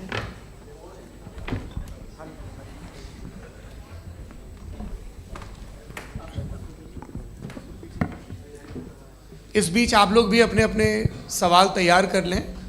یہ دھیان رکھیں گے کہ میں یہاں سے سوال لوں گا، آپ لوگوں کو اپنا ہاتھ اوپر کرنا ہے، اپنا نام بتانا ہے، اور ادھکتم 3 واکیوں میں اپنا سوال پورا کرنا ہے۔ کئی لوگ سوال کی جگہ بھاشن دینے لگتے ہیں، اس سے آج بچنا ہے۔ جی مفتی صاحب، پہلا سوال آپ کا، 16 منٹ ہیں، ہم دونوں لوگوں کے سوال لیں گے۔ جی جی بہت شکریہ، آپ کی جو ابھی بات ہوئی بہت اہم تھی، میں اس کو چاہوں گا کہ آگے ڈسکس کروں، لیکن چونکہ ابھی وہ سیگمنٹ ہے کراس ایگزامینیشن، تو سب سے پہلا سوال آپ سے یہ ہے کہ جو میں اتنی دیر سے کنٹینجنسی آرگیومنٹ آپ کو بتا رہا تھا، یہ عقل سے ہی بتا رہا تھا حضرت، آپ یہ بتائیں کہ آپ انفینٹ ریگریس آف کازز کو پاسبل مانتے ہیں یا نیسیسری بینگ کے ایگزسٹنس کو صحیح سمجھتے ہیں؟ چونکہ 2 ہی آپشن ہو سکتا ہے، آپ یہ بتائیں۔ دیکھیے، آپ کو میں ایمانداری سے بات کروں، ایک تو میں کانٹیجنسی ورڈ ٹھیک سے سمجھتا نہیں، اور اس وقت بھی جو آپ نے انگریزی کے الفاظ استعمال کیے وہ ذرا تھوڑے سے مجھے ڈیفیکلٹ اور کمپلیکیٹڈ لگے, تو آپ ذرا سمپل زبان میں سوال کر سکتے ہیں؟ بالکل کر سکتا ہوں. جی. یونیورس کی ہر چیز کانٹینجنٹ ہونے کا مطلب یہ ہے کہ وہ اپنے ایگزسٹنس میں کسی کے اوپر ڈیپینڈنٹ ہے. جو بھی چیز ڈیپینڈنٹ ہوگی وہ چیز انڈیپینڈنٹ نہیں ہو سکتی, تو اس کا کوئی نہ کوئی کاز ہوگا. تو اب آپ کیا سمجھتے ہیں کہ یہ انفینٹ ریگریس ہے, یعنی کاز پر کاز, کاز پر کاز, کاز پر کاز, اور کبھی کوئی یعنی یہ اینڈلیسلی چلتا رہا؟ چونکہ اگر ایسا ہوگا تو ہم تو ایگزسٹنس میں آتے ہی نہیں. لاجیکلی یہ متفق علیہ چیز ہے, متفق علیہ, اگریڈ اپون. اس پہ ہم نے ایگری کیا تھا کہ مشکل شبد آئے گا تو ارتھ بتانا پڑے گا. تو انفینٹ ریگریس تو پاسبل نہیں ہے, تو کہیں نہ کہیں آپ کو رکنا پڑے گا ایسے نیسیسری بینگ پر. نہیں, کوئی ضرورت نہیں رکنے کی. کس نے کہا آپ رکنا پڑے گا؟ آپ رکتے ہیں خدا پہ, آپ نہیں رکتے. آپ کہتے ہیں وہ ہمیشہ سے, جب اس وقت سے جب وقت نہیں تھا. آپ کہاں رکتے ہیں کہ اب ہوا تھا وہ؟ آپ نہیں کہتے. ہم کیوں نہیں مان سکتے کہ یونیورس جو ہے اور بلکہ ملٹی ورسز جو ہے وہ ہمیشہ سے ہیں, وہ بنتی ہیں, بگڑتی ہیں. ایک ہمارے یہاں ایک چیز ہے بلیک ہول, وہ سمیٹ لیتا ہے واپس, پھر بلاسٹ ہوتا ہے, پھر پھیل جاتا ہے. اور اس میں ہماری تو خیر کوئی اوقات ہی نہیں ہے. انسان کی ایک چھوٹے سے ذرے پہ ہم 50-60 سال کی عمر رکھتے ہیں, جو کروڑا اربوں سال کی کائنات ہے اس میں, اور پیدا بھی نہایت ہی بےہودہ وجہ سے ہوئے تھے. تو اس میں یہ سوچنا کہ اس کی وجوہات اور یہ کیوں ہے, یہ ڈپینڈنٹ ہے, یہ ہم دیکھ رہے ہیں. کیا معلوم, آپ سوچئے کہ یہ جو پھیل رہی ہے کائنات, یہ کہاں پھیل رہی ہے, یہ کہاں جا رہی ہے, اور یہ پھیل کیوں رہی ہے؟ ارے بنا لی تھی تم نے, رکو بھیا کافی ہے. یہ پھیل کیوں رہی ہے؟ اور کون سی کائنات جسے میں دوربین سے دیکھتا ہوں تو 2 بلین لائٹ ایئر پہ ہے, اس سے میرا کوئی واسطہ ہی نہیں ہے. 2 بلین ایئر یعنی اگر میں 80,000 مائلز پر سیکنڈ سے چلوں تو 20 کروڑ سال میں وہاں پہنچ جاؤں گا. اس کی ضرورت کیا تھی؟ یہ دنیا, یہ کائنات تو انسان اشرف المخلوقات کے لیے بنائی گئی نا. تو یہ سب یہ ٹرم سمجھ میں نہیں آیا. اس میں کوئی خاص سمجھنے والی بات تھی بھی نہیں. یہ جو الٹیمیٹ کہا یہ جاتا ہے کہ یہ جو پوری یونیورس ہے, یہ جو دنیا ہے, یہ انسان کے لیے بنائی گئی. اچھا, یہ سب انسان کے لیے. کیوں صاحب, صحیح ہے نا؟ بالکل. لیکن اس کا یہ مطلب نہیں کہ کسی چیز کے پیچھے ریزن آپ کو نہیں پتا تو ریزن نہیں ہے. اسے کہتے ہیں نہیں, مجھے نہیں پتا, لیکن میری ذمہ داری نہیں ہے. وہ بالکل صحیح کہا تھا اس نے, برٹن رسل نے. آپ نے اسے مذاق میں ٹال دیا کہ بھائی آپ ایک دعویٰ کر رہے ہیں, میں کیوں کہوں کہ یہ غلط ہے دعویٰ؟ آپ پروف کیجئے, میرے پہ ذمہ داری ہی نہیں ہے, میں نے تھوڑی کہا ہے.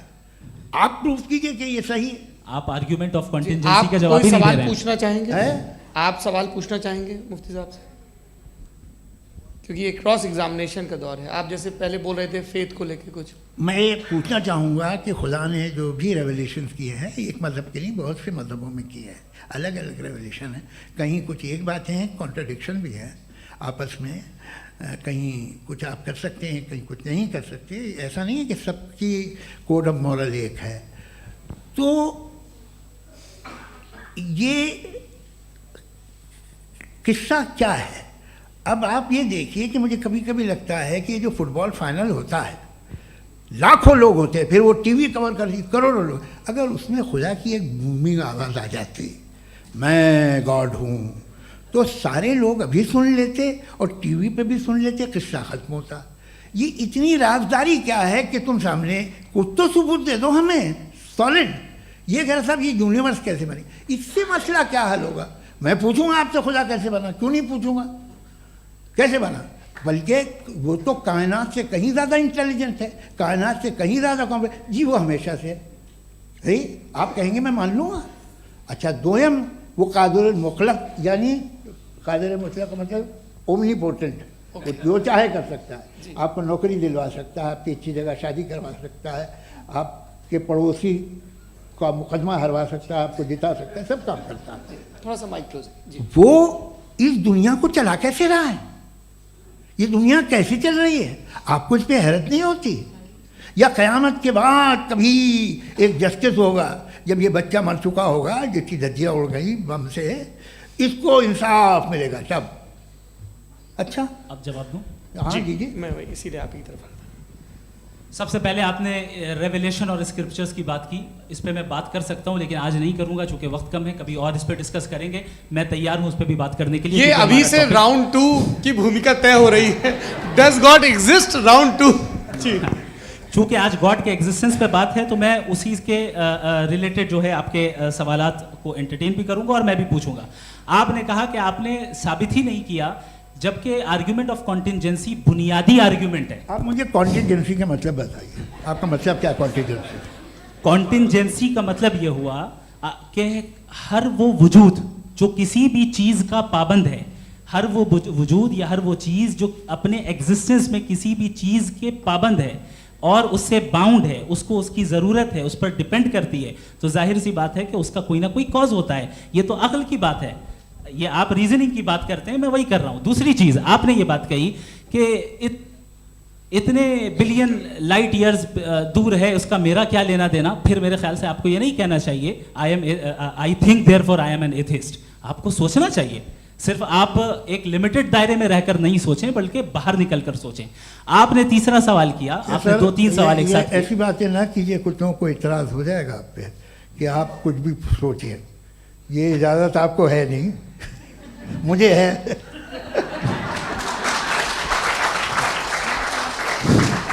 جی آپ نے پرابلم آف ایول کے تعلق سے سوال کیا اور بار بار آپ ایک لفظ ریپیٹ کر رہے ہیں کہ اومنی پوٹنٹ گاڈ ہے, آل پاورفل گاڈ ہے. یہی تو دراصل سمجھنا ہے کہ گاڈ کا کانسیپٹ کیا ہے. پرابلم آف ایول جو ہے, پرابلم آف ایول در حقیقت 2 اسمپشنز پر قائم ہے. اگر آپ ان 2 اسمپشنز کو سمجھ جائیں تو یہ پرابلم نہیں رہے گی, آرگیومنٹ آپ کو سمجھ میں آ جائے گی کہ یہ کولیپس کر جاتا ہے. پوائنٹ نمبر 1 یعنی جو آپ کا سب سے پہلا فالس اسمپشن ہے کہ گاڈ مرسیفل ہے, اومنی پوٹنٹ ہے, دنیا میں ظلم ہو رہا ہے. لیکن آپ کو یہ سمجھنا چاہیے کہ ہمارے ورلڈ ویو کے مطابق گاڈ صرف اومنی پوٹنٹ اور صرف مرسیفل نہیں ہے, بلکہ وہ آل وائز بھی ہے اور وہ آل نوئنگ بھی ہے. اس کے ہر کام کے پیچھے حکمت اور وزڈم ہے. یہ کوئی ضروری نہیں ہے کہ وہ حکمت اور وزڈم آپ کو سمجھ میں آئے یا مجھے سمجھ میں آئے. اگر آپ جو سمجھ رہے ہیں اس کے مطابق آپ فیصلہ کر رہے ہیں, یہ لمیٹڈ پرسپیکٹو سے آرگیومنٹ ہے. اور اس چیز کو ہم اپنی دنیا میں, اپنے لائف میں, ڈیلی لائف میں اس پرنسپل کو ایکسیپٹ کرتے ہیں. ہم جب کسی ڈاکٹر کے پاس جاتے ہیں, ڈاکٹر کے پاس جا کر وہ اگر اس نے ہمیں کوئی دوائی دی ہے تو ہم یہ تو نہیں کہتے کہ جب تک آپ کے پاس جتنا نالج اور جتنا وزڈم نہیں ہے آپ نے کیوں یہ دوائی دی ہے, تب تک ہم اس چیز کو ایکسیپٹ نہیں کریں گے. نہیں کہتے, ہم اس کی اتھارٹی کو تسلیم کرتے ہیں. کیوں؟ کیونکہ اس کی ہم جانتے ہیں کہ وہ نالجبل ہے, وہ وزڈم والا ہے, ہم سے زیادہ نالج اور ہم سے زیادہ وزڈم ہے. بتائیں سر. نہیں, ڈاکٹر میں اور خدا میں بڑا ڈفرینس ہے. ڈاکٹر پڑھا لکھا ہوتا ہے ایک, تو میں اس کی بات سنوں گا.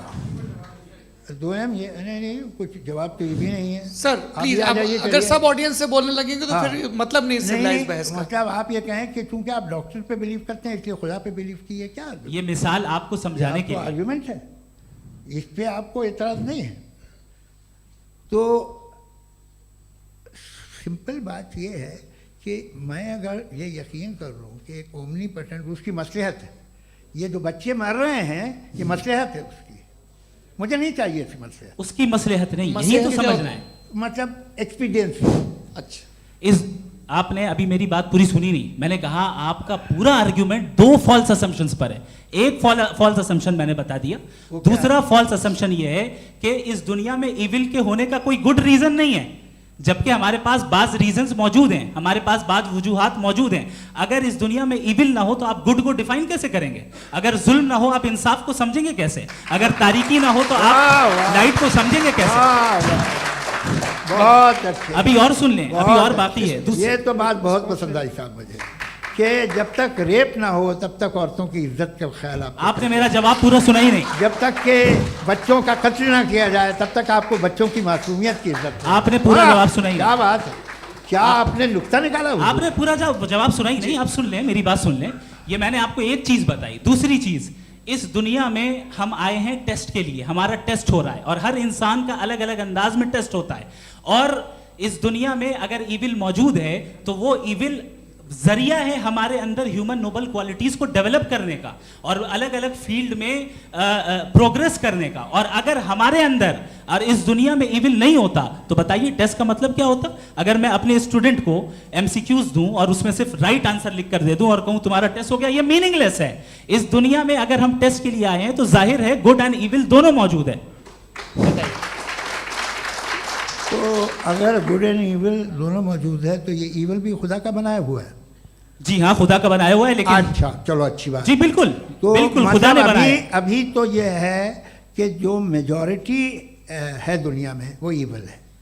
تو یہ خدا ایکچولی ایول کے سائڈ پہ لگ رہا ہے مجھے. بالکل بھی نہیں. میں بتا میجورٹی میں تو وہ ہیں. کیا بات کر رہے ہیں بھائی آپ. میں بہت کوئی بھی جو منصف ہوگا, چاہے آپ کا اپنا گھر ہو جس کے آپ سب سے بڑے ہیں, چاہے آپ کی آرگنائزیشن ہو جو آپ چلاتے ہیں, وہاں پر آپ ایول رکھیں گے ثابت کرنے کو کہ باقی لوگ شریف ہیں. میری بات سن کیا لیں. یہ آرگیومنٹ ہی غلط ہے اگر کہ جب تک کہ کوئی ایول نہیں ہوگا تب تک کہ شریف آدمی شریف نہیں لگے گا. اگر ایگزامینر غلط آپشن دے رہا ہے تو ایگزامینر ایول نہیں ہو گیا. جو غلط آپشن کو سلیکٹ کر رہا ہے وہ فیل ہوگا. کریٹر نے ایول کو بنایا ہے لیکن وہ ایول نہیں ہے. اچھا سنیے میری ایک- لیٹ می کمپلیٹ سر. جی جی کریٹر نے ایول کو بنایا ہے ٹیسٹ کے لیے, وہ ایول نہیں ہے. ایول وہ ہوگا جو اسے اختیار کرے گا. چھری کو بنانے والا غلط نہیں ہوتا ہے, چھری کا غلط استعمال کرنے والا غلط ہوتا ہے. ریپ کو کیسے غلط استعمال کرتے ہیں؟ ریپ انسان کے فری ول کا نتیجہ ہے. یہ ریپ کیسے غلط استعمال ہوتا ہے؟ یہ مجھے اب سن لیں غلط استعمال ہوتا ہے. ہاں میں بتا رہا ہوں ریپ کیسے غلط نا, میں بتا رہا ہوں جی. کہ جو ایول اس دنیا میں موجود ہے اس کے کئی سارے طریقے ہیں. ایک طریقہ انسان کا اپنا فری ول ہے. اب اگر کوئی ریپس ریپ کر رہا ہے تو اس کا گاڈ کا قصور نہیں ہے, وہ اپنے فری ول کا غلط استعمال کر رہا ہے, اس کو سزا ملنی چاہیے. اچھا. اور اسی کے لیے جہنم بنائی گئی ہے. یہ فری ول کا بھی بڑا چکر. آپ جب کوئی برا کام کرتے ہیں یا کوئی برائی ہوتی ہے تو یہ کہا جاتا ہے کہ یہ فری ول ہے. 7 billion free wills are moving on this planet. 7 billion free wills. اور ایک آدمی اپنی فری ول سے مجھے قتل کر دے تو میں خدا کی مرضی سے مرا ہوں کہ اس کی فری ول کی وجہ سے. میری موت خدا کے ہاتھ ہے یا یہ فری ول والے کے ہاتھ ہے؟ خدا نے فری ول کا نظام بنایا ہے اور اس نظام کا غلط استعمال کر کے کوئی آپ کو مار رہا ہے. استعمال کر کے میرا قتل کر دیتا ہے. میری موت کا ذمہ دار کون ہے؟ وہ انسان ذمہ دار ہے. وہ انسان. جی. تو یہ کہنا کہ اور اس کو سزا ملے گی. تو اب آپ آگے چلیے کہ یہ طے کرنا کہ اللہ ہی یا اللہ نے خدا ہی زندگی دیتا ہے, خدا ہی موت دیتا ہے, یہ غلط ہے. بالکل غلط نہیں ہے. ہاں نہیں, نظام اسی نے بنایا فری ول کا. نظام موت اور حیات کا اسی نے بنایا. You are contradicting your self. ابھی آپ نے کہا کہ ایک آدمی نے فری ول سے آپ کو مار دیا. اس میں اسے فری ول دی گئی تھی, اس نے غلط استعمال کیا. 7 billion free wills are moving on this planet. اور آپ چاہ رہے ہیں کہ میں صرف خدا کا دھیان کروں. یہ 7 billion free wills کو مجھے لک آفٹر کرنا پڑے گا کہ نہیں؟ یہ تو تباہیاں کر رہی ہیں اور تباہیاں زیادہ ہو رہی ہیں. بالکل. تو اگر آپ بتائیں اگر خدا نہیں ہے فار ایگزامپل, تو آپ ایول کو کیسے ڈیسائیڈ کریں گے؟ یعنی how can you define evil objectively without God? دیکھیے دنیا میں 2 طرح کے جانور ہیں. ایک جو اکیلے رہتے ہیں جنگل میں, اور ایک جو گروپس میں رہتے ہیں. گروپ میں جو بھی رہے گا, چاہے وہ آپ کا فاؤنڈیشن ہو, چاہے کوئی کلب ہو, چاہے کوئی پولیٹیکل پارٹی ہو, چاہے کوئی یونٹ ہو, اس میں آپ کو انٹریکٹ کرنے کے رول بنانے پڑے گے. یعنی لوگ طے کریں گے. لوگ طے کریں گے. اگر لوگوں نے یہ طے کیا کہ کسی کا ریپ کرنا صحیح ہے, آپ جسٹیفائی کریں گے؟ نہیں, آپ کا فاؤنڈیشن تو یہ ہو گیا نا کہ لوگ ایول ڈیسائیڈ کریں گے. نہیں, ارے دنیا میں ایسے گروپس ہیں جو ریپ کو جائز مانتے ہیں سرٹن حالات میں. میں ڈیٹیل میں نہیں جانوں گا, آپ بھی جانتے ہیں. یہ جو آئسس والے تھے جنہوں نے کیا کیا تھا, تو انہوں نے کیا کیا اس کا خدا سے کوئی تعلق نہیں ہے سر. میں نے سمپل سوال کیا کہ ایول کو آپ ڈیفائن کرتے کیسے ہیں. آئیے واپس آئیے. جی. آپ ساتھ میں تبھی رہ سکتے ہیں جب کچھ آپ ایسے اصول ڈیولپ کریں جس میں ہر ایک کا بیسک تحفظ, ہر ایک کا بیسک رائٹ ہو اور ہر ایک کو کوئی آرام ملے. یہی طریقہ ہے کسی بھی آرگنائزیشن جس میں ایک سے زیادہ لوگ ہیں اور وہ ایسے چلتی ہے زندگی. اس میں اگر آپ گڑبڑ کریں گے تو تباہی ہوگی, نقصان ہوگا, بربادیاں آئیں گی. اور اگر اس میں آپ گھر لے لیجیے نا, ایک ہسبینڈ ہے, ایک وائف ہے, بچے ہیں, والدہ بھی ہیں, 2 بہنیں بھی ہیں, ایک بھائی بھی ہے. اب اس میں کوئی نظام آپ کو چاہیے ساتھ میں رہنے کا, اور ایک دوسرے پہ بھروسہ رہے, ایک دوسرے کے بھائی خواہ ہوں, ایک دوسرے کی مدد کریں, ایسی زندگی. سر آپ کی بات آ گئی, آپ یہ کہہ رہے ہیں کہ لوگ ڈیسائیڈ کریں گے کیا صحیح ہے کیا غلط ہے, یہی ہے میجورٹی ڈیسائیڈ کرے گی کیا صحیح ہے کیا غلط ہے؟ ارے بھائی بالکل. میجورٹی اگر یہ کہے کہ نازی جرمنی کے ساتھ جس طرح میجورٹی تھی کہ جینوسائیڈ کرنا صحیح ہے, آپ جسٹیفائی کریں گے؟ اس وقت آپ کا یہ سوال صرف اس کے بعد کلوزنگ. ہاں اس وقت پلانٹ پہ جو لوگ تھے ان میں کتنے لوگ ہٹلر کو صحیح سمجھتے؟ اچھا پلانٹ کی میجورٹی طے کرے گی سوسائٹی کی نہیں, پلانٹ کی میجورٹی گاڈ کے ایگزسٹنس کو صحیح مانتی ہے, آپ کیوں نہیں مانتے؟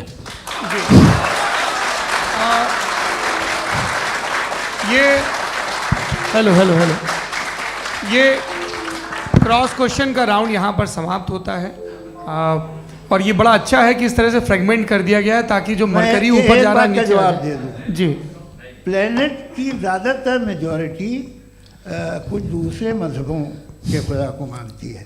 آپ انہیں نہیں, آپ تو میجورٹی کی بات کر رہے ہیں. یہ کلوزنگ آپ یہ کہہ رہے ہیں ایول اور گڈ کو ڈیسائیڈ میجورٹی کرے گی, میجورٹی جو کر دے وہ صحیح ہو جائے گا. اس کو جیسا آپ ہی لوگوں نے طے کیا ہے اسی فارمیٹ کو فالو کر لیتے ہیں.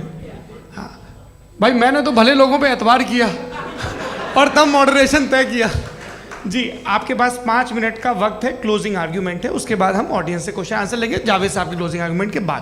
اوکے, بہت شکریہ. ہمارا جو ٹاپک ہے ڈز گاڈ ایگزسٹ, میں اس پہ اتنے اکیڈمک تیاری کر کے آیا تھا, مجھے تھا کہ میں نے سوچا تھا کہ کئی سارے میں آرگیومنٹس دوں گا, لیکن وقت کی بھی قلت اور جاوید صاحب بار بار ادھر ادھر چلے جا رہے تھے تو اس کو بھی تھوڑا انٹرٹین کرنا پڑ گیا. ڈز گاڈ ایگزسٹ پہ میں ایک ہی آرگیومنٹ دے پایا, آرگیومنٹس بہت ہیں اور ڈیفینیٹو آرگیومنٹس ہیں, اور میرے آرگیومنٹ کو کسی ایک راؤنڈ میں بھی انہوں نے انٹرٹین نہیں کیا اور ریفیوٹ نہیں کیا, ایک راؤنڈ میں بھی نہیں, ایک راؤنڈ میں بھی نہیں, اور نہ ہی ابھی آپ کا کلوزنگ آرگیومنٹ آئے نہیں, وہ بتا دینا. Argument of contingency. سر ارے میں آپ سے کئی بار کہہ چکا ہوں کنٹینجنسی کا مطلب اب میں کیسے سمجھاؤں آپ کو, اور کتنے آسانی سے سمجھاؤں میں, مجھے تو نہیں سمجھ میں آ رہا ہے. آپ اپنی آرگیومنٹ آف کنٹینجنسی اردو میں بول سکتے ہیں. آپ اپنی بات پوری کر لیں جی, آخری 4 منٹ. دوسری چیز, just a minute please ma'am, can I talk. دوسری چیز یہ ہے کہ آپ نے ایک تو اس کا جواب نہیں دیا, دوسرا آپ نے گاڈ کے نہ ہونے پر کوئی ڈیفینیٹو آرگیومنٹ نہیں دیا, صرف مذہب پہ بات کر رہے ہیں آپ. مذہب تو آج ہمارا ٹاپک ہی نہیں تھا, آج تو ہمارا ٹاپک ہو آپ مذہب سے لے کر آئی ایس تک چلے گئے. بھائی ہمارا کیا تعلق ہے اس سے, وی کنڈیم دیم, اور اس کا گاڈ سے کیا تعلق ہے؟ اگر کوئی غلط کام کر رہا ہے, کسی نے کسی کو قتل کیا, کسی نے کسی کا ریپ کیا, اس کو سزا ملنی چاہیے, اور آپ کے پاس کوئی بھی rational strong foundation of morality نہیں ہے. آپ نے کہا کہ میجورٹی طے کرے گی سوسائٹی کی, وہ صحیح ہوگا. میں نے کہا ہٹلر کو پھر آپ صحیح کہیں گے, نہیں پلانٹ کی سوسائٹی کی میجورٹی طے کرے گی, تو پلانٹ کی میجورٹی گاڈ کی ایگزسٹنس کو مانتی ہے, آپ کہہ رہے ہیں یہ ریلیجیس ہیں, تو یعنی آپ کے پاس کوئی اسٹرانگ فاؤنڈیشن نہیں ہے آبجیکٹو موریلٹی کا. آبجیکٹو موریلٹی کا اگر کوئی فاؤنڈیشن ہے تو وہ صرف گاڈ ہے, گاڈ ہے, گاڈ ہے. Thank you. جی یہ مفتی شمائل ندوی صاحب کا کلوزنگ آرگیومنٹ تھا. اب ہمارے پاس جی یہ بڑا اچھا ہے کہ دونوں لوگوں کو ماڈریٹر سے شکایت بھی اور بول رہے بھائی ہماری شاباشی بھی تو کرتے چلو. اب میری بات جی آپ کے پاس جاوید اختر صاحب 5 منٹ کا وقت ہے, یہ آپ کا کلوزنگ آرگیومنٹ ہے, ٹائم ریسیٹ کر دیں. جی دیکھیے بہت ساری باتیں ہیں. گاڈ کا ڈیفینیشن دنیا کے کسی بھی ریلیجن میں ہے کہ وہ اومنی پوٹنٹ ہے, اومنی پریزنٹ ہے, ہی is just, he is kind, he loves you and so آن. میں جب دنیا دیکھتا ہوں تو مجھے کوئی ایسا سپریم پاور یہاں دکھائی نہیں دیتی ہے جو انسان کی بہبودی کے لیے کچھ کر رہی ہو, کمزور کو بچا رہی ہو, مدد کر رہی ہو, ظالم کو پیچھے ہٹا رہی ہو. میں نہیں دیکھا, تاریخ میں نہیں. ایک تو اگر ہے اور یہ دیکھ رہا ہے تماشا تو اس کا ہونا نہ ہونا برابر ہے. دوم یہ کہ یہ جو ہے جب آپ یہ کہتے ہیں کہ کائنات جس کی کنٹیجنسی ہے, میں دیکھیے وہ لفظ استعمال کیا میں, تو یہ کیسے ہو سکتی ہے بھائی, اور فوراً آپ سرنڈر کر دیتے ہیں کہ ظاہر ہے کہ اس کا بنانے والا تو اس سے 10,000 گنا زیادہ کمپلیکیٹڈ ہوگا, اس پہ آپ کے ہونے پہ کوئی اعتراض نہیں ہے. اسے وہ ٹائم لیس ہے, وہ پہلے سے تھا, ٹائم تو بہت بعد میں آیا. یہ سب آپ ماننے کو تیار ہیں جس کا آپ کے پاس کوئی ثبوت نہیں, آپ کے پاس کوئی ریزن نہیں ہے. آپ کی تاریخ کیا ہے مذہبوں کی, बिलीफ की जो खुदाओं का बिलीफ है ये कॉन्स्टेंटली गलत साबित होता रहा है। मतलब आप कहें कि अरिस्टोटल के ज़माने में तो सब जाहिल थे, वो भी इतने ही यकीन से खुदा पे यकीन रखते थे जो अब नहीं रहा, ये भी नहीं रहेगा, आप लिख लीजिए। और इसके आसार आपको दुनिया में दिखाई देना शुरू हो चुके हैं। ये बहस क्या आज से 100 साल पहले इस तरह हो सकती थी? यहाँ तक तो आपको हम ले आए हैं तो सर अरे इनको मदद की ज़रूरत नहीं भाई, ये सेल्फ सफिशिएंट आदमी है, आप क्यों इनकी मदद कर रहे हैं? Sir please.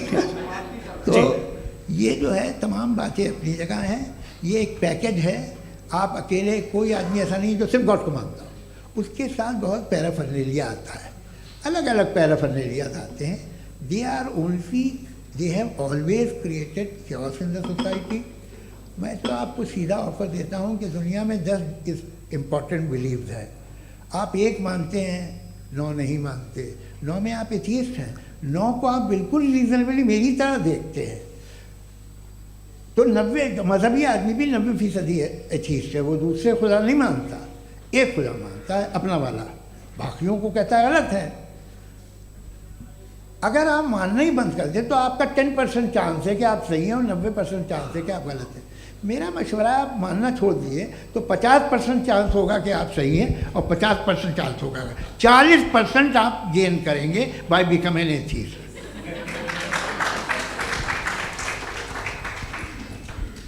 ये एक फरसूदा ख्याल है, ये ख़त्म हो रहा है। हो सकता है मेरी ज़िंदगी में ना हो, लेकिन ये हो जाएगा। जो बातें ये इनको आप मेटाफिज़िकल ये वो ऐसे रिस्पेक्टेबल टर्म दे दिए, ये तो उन लोग के हैं जिन्हें ना फिज़िक्स मालूम थी ना मेटा मालूम था, ये उन्होंने आपको दिए हैं। जी बहुत शुक्रिया आप दोनों लोगों का। और अब इस बातचीत का आखिरी राउंड शुरू होगा, डज गॉड एग्जिस्ट की ये बहस मुफ्ती शमाइल नदवी और जावेद अख्तर साहब के बीच। आप लोग अपने अपने हाथ ऊपर करेंगे, मैं यहाँ से तय करूँगा। और माइक हमारे पास है क्या? एक ही माइक है ऑडियंस के लिए? 2 माइक है, एक इस तरफ एक इस तरफ, ठीक है। तो जी सबसे पहले हमारी सहयोगी हैं मारिया शकील जी, पूछिए सवाल। थोड़ा सा रुकेंगे ताकि कैमरे का फ्रेम आप पर आ जाए, आपकी तो प्रैक्टिस है टीवी की। जी नदवी साहब, मैं खुदा को मानती हूँ, पहले मैं इसी प्रमाइस से शुरू कर रही हूँ और ये बता रही हूँ आपको, मैं मानती हूँ।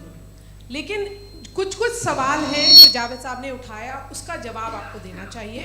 पहला सवाल ये कि गज़ा में सालों से छोटे बच्चे मर रहे हैं, वो उनको, अगर खुदा मर्सीफुल है, हम मानते हैं कि अल्लाह ताला में बहुत ताकत है, तो वो बच्चे क्यों मर रहे हैं? दूसरी बात ये कि अगर कंटिजेंसी की जो आप बात करते हैं, पूरे मुस्लिम ममालिक मिल कर के भी उन गज़ा के बच्चों को क्यों नहीं बचा पा रहे हैं? क्योंकि अगर वो चाहते, क्योंकि अल्लाह ताला उन पर हुकूमत करते हैं, सब पर हुकूमत करते हैं, तो वो उनको क्यों नहीं बचा? जी थैंक यू वेरी मच। बहुत अच्छा किया आपने इस चीज़ को जिक्र कर दिया, मैं इसको और अच्छे से एक्सप्लेन करने की कोशिश करता हूँ। देखें, जहाँ तक आपने कहा कि गज़ा के बच्चों को मारा जा रहा है, देखें 2 वर्ल्ड व्यू है, एक एथिस्टिक वर्ल्ड व्यू, एक थीस्टिक वर्ल्ड व्यू है। बच्चे मर रहे हैं दोनों वर्ल्ड व्यू में, लेकिन हमारा वर्ल्ड व्यू कह रहा है कि रिकॉम्पेंस है, ये कह रहे हैं कि उनका मरना बेकार जाने वाला है, कोई उसका रिकॉम्पेंस नहीं है, चूँकि इनके यहाँ आखिरत और अल्लाह का कोई तसव्वुर या गॉड का कोई तसव्वुर नहीं है। आपने ये सवाल किया कि गॉड मर्सीफुल है, क्यों नहीं रोकता? ये मैंने बताया कि ये मिसकंसेप्शन है लोगों के दरमियान कि गॉड को सिर्फ मर्सीफुल और ओमनीपोटेंट समझते हैं। गॉड के सिर्फ यही 2 एट्रीब्यूट्स नहीं हैं, गॉड के कई सारे एट्रीब्यूट्स हैं, उनमें से अल हकीम भी है, उनमें से ऑल वाइज भी है, ऑल नोइंग भी है। लिहाजा अगर इस दुनिया में किसी को तकलीफ आ रही है और गॉड उसको नहीं रोक रहा है, वो इसलिए नहीं रोक रहा है चूंकि इंसानों को फ्री विल दिया गया है। ठीक इसी तरीके से अगर एक डॉक्टर किसी छोटे बच्चे को इंजेक्शन लगा रहा है, उसे तकलीफ पहुंच रही है, उसके लिमिटेड पर्सपेक्टिव के एतबार से ये गलत हो रहा है और डॉक्टर बुरा है। लेकिन जब आप ब्रॉडर पिक्चर को देखेंगी, आपके और हमारे पास सिर्फ एक पिक्सल है, हमें इतना नजर आ रहा है कि गज़ा में कत्ल हो रहा है, लेकिन इसके पीछे कितना रिकॉम्पेंस उनको मिलने वाला है, पूरा पिक्चर गॉड के पास है। तो एक पिक्सल से आप पूरे पिक्चर को कभी भी जज नहीं कर सकती। आप इसमें कुछ जोड़ना चाहेंगे? आपको कुछ बोलना है इसमें? بھائی آپ نے بہت اچھا جسٹیفیکیشن دیا. یا آپ وہ جو وہاں کے پرائم منسٹر اسرائیل کے انہیں بھیجیے, وہ بہت خوش ہوں گے. آپ جسٹیفیکیشن دے دیں نا کہ اگر گاڈ نہیں ہے تو بچے کیوں مر رہے ہیں, آپ بتائیں. وہ یہ سوال پوچھ رہے ہیں کہ اگر آپ ایشور کا استتو نہیں مانتے ہیں تو ان بچوں کی موت کو آپ کیسے انٹرپریٹ کرتے ہیں؟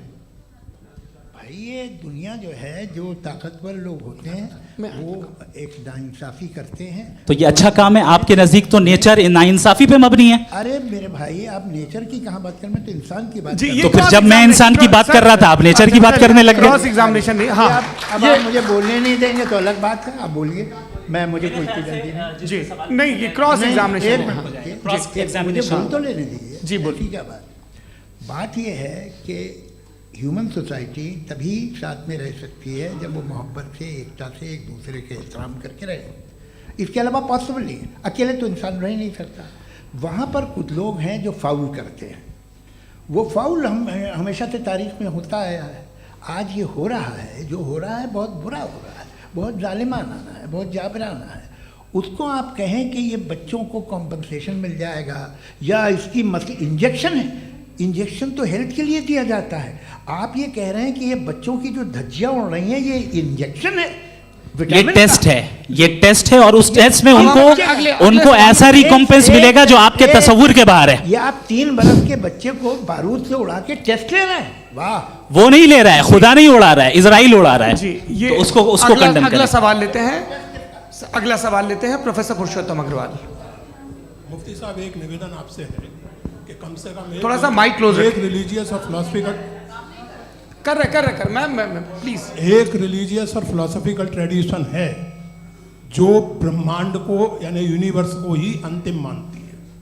سروم کھلو ادم برہمم, دس از چھاندوگیہ Upanishad, and it completely rules out the existence اور نیسیسٹی, آپ کے شبدوں میں necessity of a creator. The creation it self is the creator. تو ایک منٹ پلیز. دوسرا جو سوال آپ نے ابھی, جو آپ بار بار کہہ رہے ہیں کہ بھگوان ودوان بھی ہے, وائز, سب جاننے والا, تو اگر وزڈم میں دنیا بھر کے پاپوں اور اتیاچاروں کو برداشت کرنا شامل ہے تو پھر اس کا مطلب یہ ہوا کہ اگر میں فری ول سے اس کو اپوز کرتا ہوں تو ایشور کی وزڈم اور میری فری ول میں کنٹراڈکشن ہے. Because when I am opposing whatever is happening in Gaza, then I am opposing the God's will or God's wisdom. جواب لیتے ہیں. کیونکہ تو گاڈ کی وزڈم میں, ایک منٹ سورا پلیز سر, یہ ایک جملہ, گاڈ کی وزڈم ہے کہ گاجا میں جو کچھ ہو رہا ہے وہ ہو رہا ہے, میں اس کو اپوز کر رہا ہوں تو میں گاڈ کی وزڈم کے خلاف جا رہا ہوں. ایک سوال. دوسرا یہ نہیں, آپ نے 2 آلریڈی. سر آپ اور سوال کر لیں لیکن مجھے 2 جواب دیں. پہلے آپ نے یہ کہا, سنیے میری بات سنیے. اسرائیل کے گاڈ کے مطابق تمہارا ٹھیک ہو رہا ہے نا؟ نہیں ہو رہا ہے, سیکھ نہیں ہو رہا ہے, میں بتا رہا ہوں کیا ہو رہا ہے. آپ تشریف رکھیں, میں بتا رہا ہوں کیا ہو رہا ہے. Let me complete please. ایک سیکنڈ گائز, ایک سیکنڈ. یہ دیکھیے, ایسا ہے کہ یہ سب بڑا آپس میں وچار ومرش کے بعد یہ طے ہوا تھا کہ کچھ نیم بنا لیے جائیں تاکہ ایک ٹائم باؤنڈ بات چیت چلے. اور بھائی صاحب, آپ بڑا ضروری کام کر رہے ہیں لیکن کیمرے کے فریم میں آ کے اس کام کو گڑبڑ کر دے رہے ہیں. ٹھیک ہے گرو, اب میرے کو کہیں کا غصہ کہیں نکالنا تھا, سوری. نہیں, کوئی غصہ نہیں ہے. جی, تو پروفیسر نے سوال پوچھے, آپ ان کے جواب دیں. اور تھوڑا یہ سب لوگ تھوڑا خیال رکھیں بھائی, سوال سنکشپت رکھیں. جی, آپ نے 2 سوال کیا. سب سے پہلا یہ کہا کہ ہمارے پاس یہ کانسیپٹ ہے کہ یہ یونیورس خود نیسیسری بینگ ہے, creation it self is the creator. How irrational از دس کہ میں ایگزسٹ کروں گا بعد میں لیکن ابھی ایگزسٹ کر بھی رہا ہوں, یعنی ایک ہی ٹائم میں ایگزسٹ بھی کر رہے ہیں, نہیں بھی کر رہے ہیں. دس از ناٹ ٹرو. دوسری چیز, آپ نے کہا کہ اگر اسرائیل میں, سوری معاف کیجیے گا, اسرائیل ڈزنٹ ایگزسٹ, آکیوپائڈ پیلسٹائن میں اگر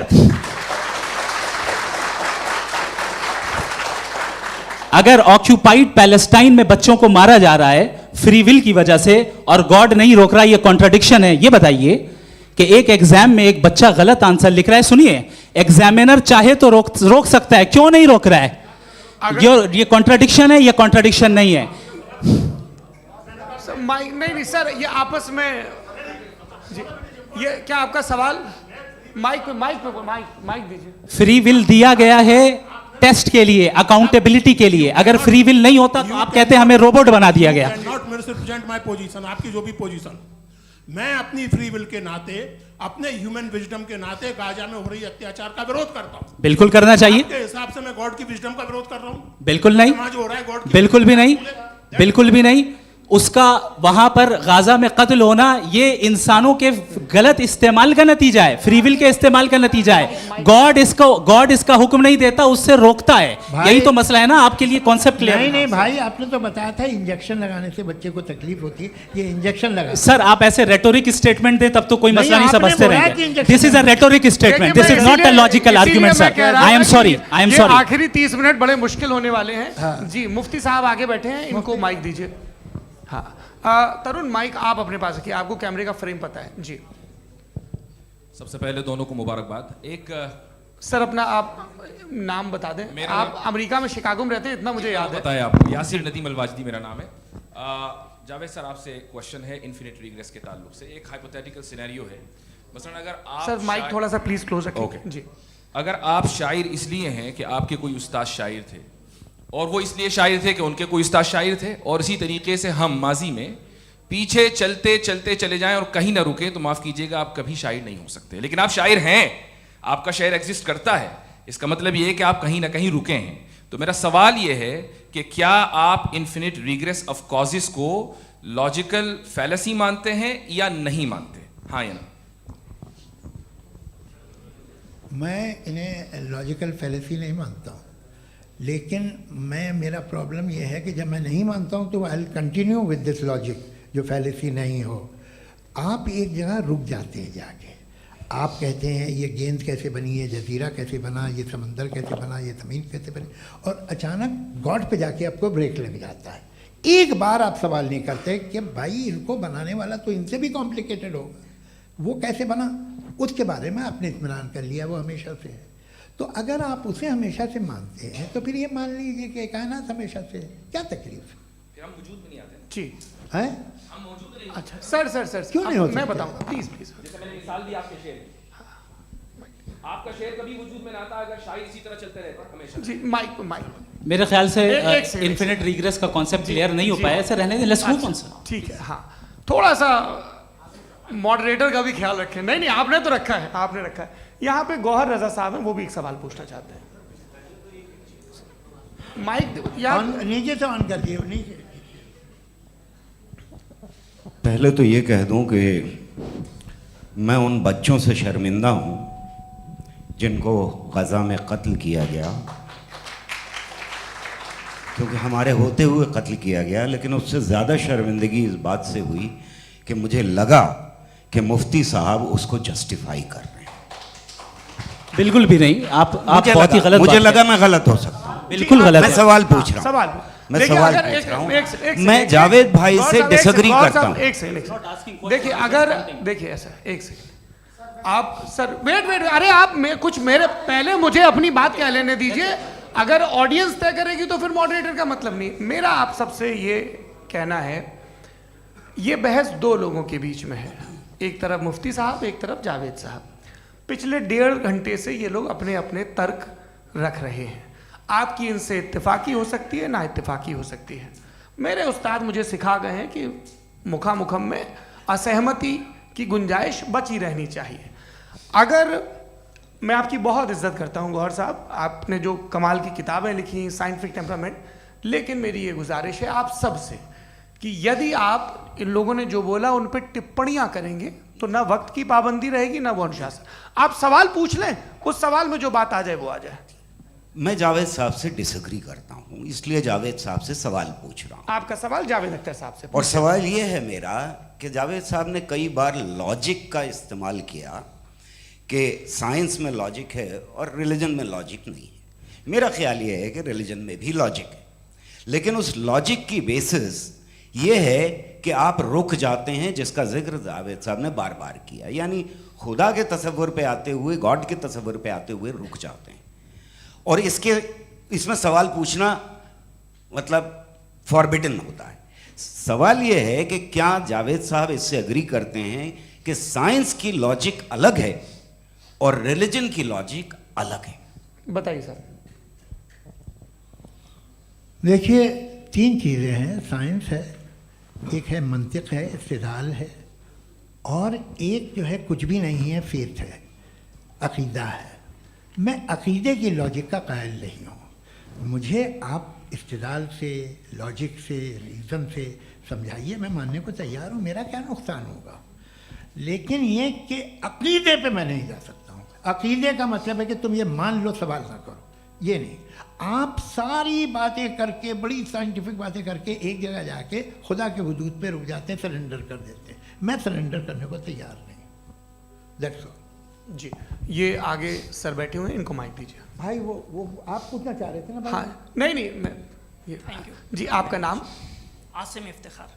آصف جی پوچھیں. سر جاوید سر سے سوال ہے کہ آپ نے اپنے مائک تھوڑا قریب ہے. اپنے کلوزنگ اسٹیٹمنٹ میں یہ بات کہی تھی کہ مذہب کا جو فیوچر ہے وہ زیادہ دن نہیں جانے والا ہے، لیکن میں دیکھ پا رہا ہوں کہ جو آکسفورڈ یونیورسٹی کی ایک اسٹڈی ہے 2011 میں ہوئی ہے، جس کے 50 اکیڈمیشنس نے اس کو انجام دیا تھا، اس میں وہ یہ کہتے ہیں کہ جو فیتھ ان گاڈ ہے وہ ان بلٹ ہے ہیومن نیچر کے اندر، جس کو ہم کہتے ہیں فطرت کے اندر شامل ہے وہ. اور وہ یہ کہتے ہیں کہ اگر کوئی یہ سمجھتا ہے کہ مذہب کو وہ ختم کر دے گا تو یہ اس کی غلط فہمی ہے. تو آپ اس کے بارے میں، اس اسٹڈیز کے بارے میں کیا کہتے ہیں؟ ٹھیک ہے. میں ان سے ایگری نہیں کرتا ہوں. وہ کون سے پروفیسر ہوں گے؟ ایسا ان کے کیا پاس ڈیٹا ہے، انہوں نے ڈیٹا کے بیس ہوگا.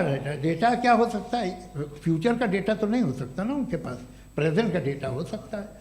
ڈیٹا آپ نے سنا 100 سال پہلے کا بعد کا ڈیٹا؟ میں نے تو نہیں سنا آج تک. تو آج ان کی یہ رائے ہے اور ہوگی رائے.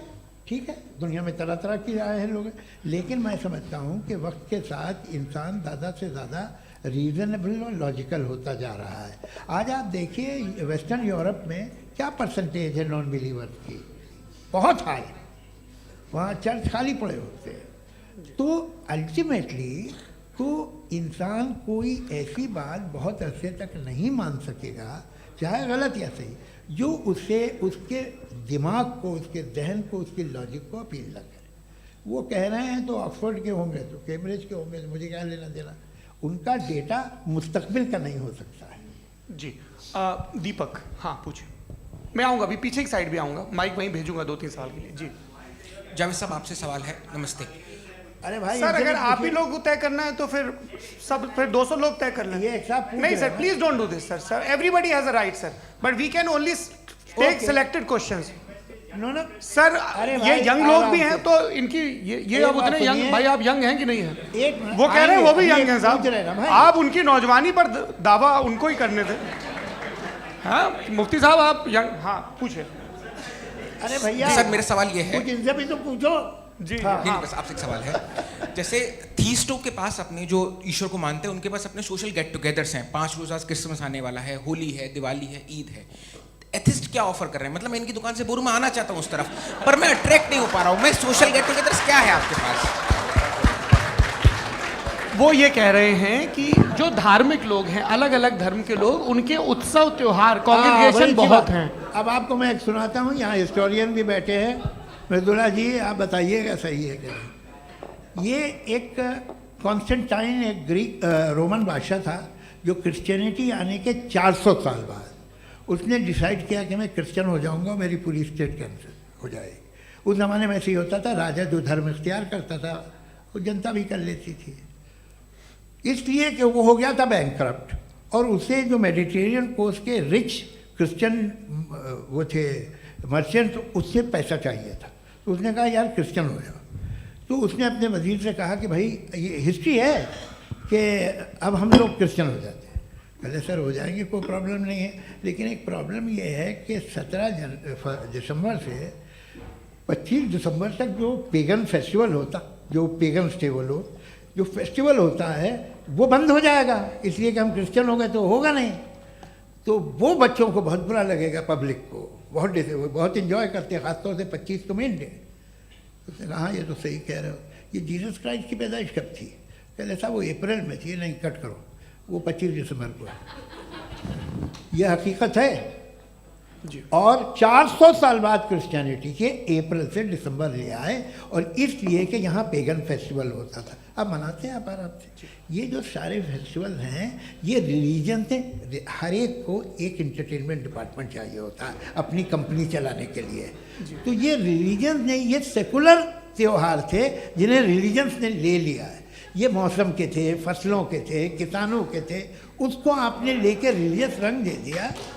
ये कोई रिलीजन से थोड़ी आए हैं आप। अच्छा हमें देखिए, हम तो मुल्द हैं, हम ईद मनाते हैं, हम दिवाली मनाते हैं, हम होली मनाते हैं, हम क्रिसमस मनाते हैं। बम्बई की फिल्म इंडस्ट्री की सबसे बड़ी होली हमारे घर में होती है, सबसे बड़ी ईद हमारे घर में होती है। वो हमारी सोशल वो है, हमारा हेरिटेज है। ऐसा थोड़ी है कि we will throw the baby along with the water. ये तो अच्छी चीज़ है, इन्हें रखो, जो बेकार है फेंक दो। जी हाँ। हेलो जी, मेरा सवाल नादवी जी से है। जैसा कि आपने बोला कि गॉड टाइम के भी परे हैं और गॉड इतनी कॉम्प्लेक्स चीज़ है कि उसे ह्यूमन माइंड समझ नहीं सकता, और गॉड ने अर्थ पे फ्री विल भी दे दी है, तो आप अपना वक्त ज़ाया क्यों कर रहे हैं गॉड के बारे में बात करके? अपन को तो बात करनी चाहिए कि सोसाइटी को बेहतर कैसे करें। जी, मैं गॉड वही बताता है सोसाइटी को कैसे बेहतर करे। अभी मैं आपका जवाब देता हूँ। आपने कहा कि टाइम पे वो एग्जिस्ट नहीं करता, मेरा सवाल ये है कि जैसा आपने बोला कि गॉड बहुत ही कॉम्प्लेक्स चीज़ है। मैंने कहा ही नहीं कि कॉम्प्लेक्स है, तो आपके अल्फाज हैं। कॉम्प्लेक्स का लफ्ज गॉड के लिए सुइटेबल नहीं है। क्यों? क्योंकि कॉम्प्लेक्स वो चीज़ें होती हैं जो ऑब्जेक्ट हो। God is not an object जिसको आप इंस्ट्रूमेंट के जरिए लेबोरेटरी में जाके टेस्ट करें, oh it's very complex. No, वो कोई कार का इंजन नहीं है।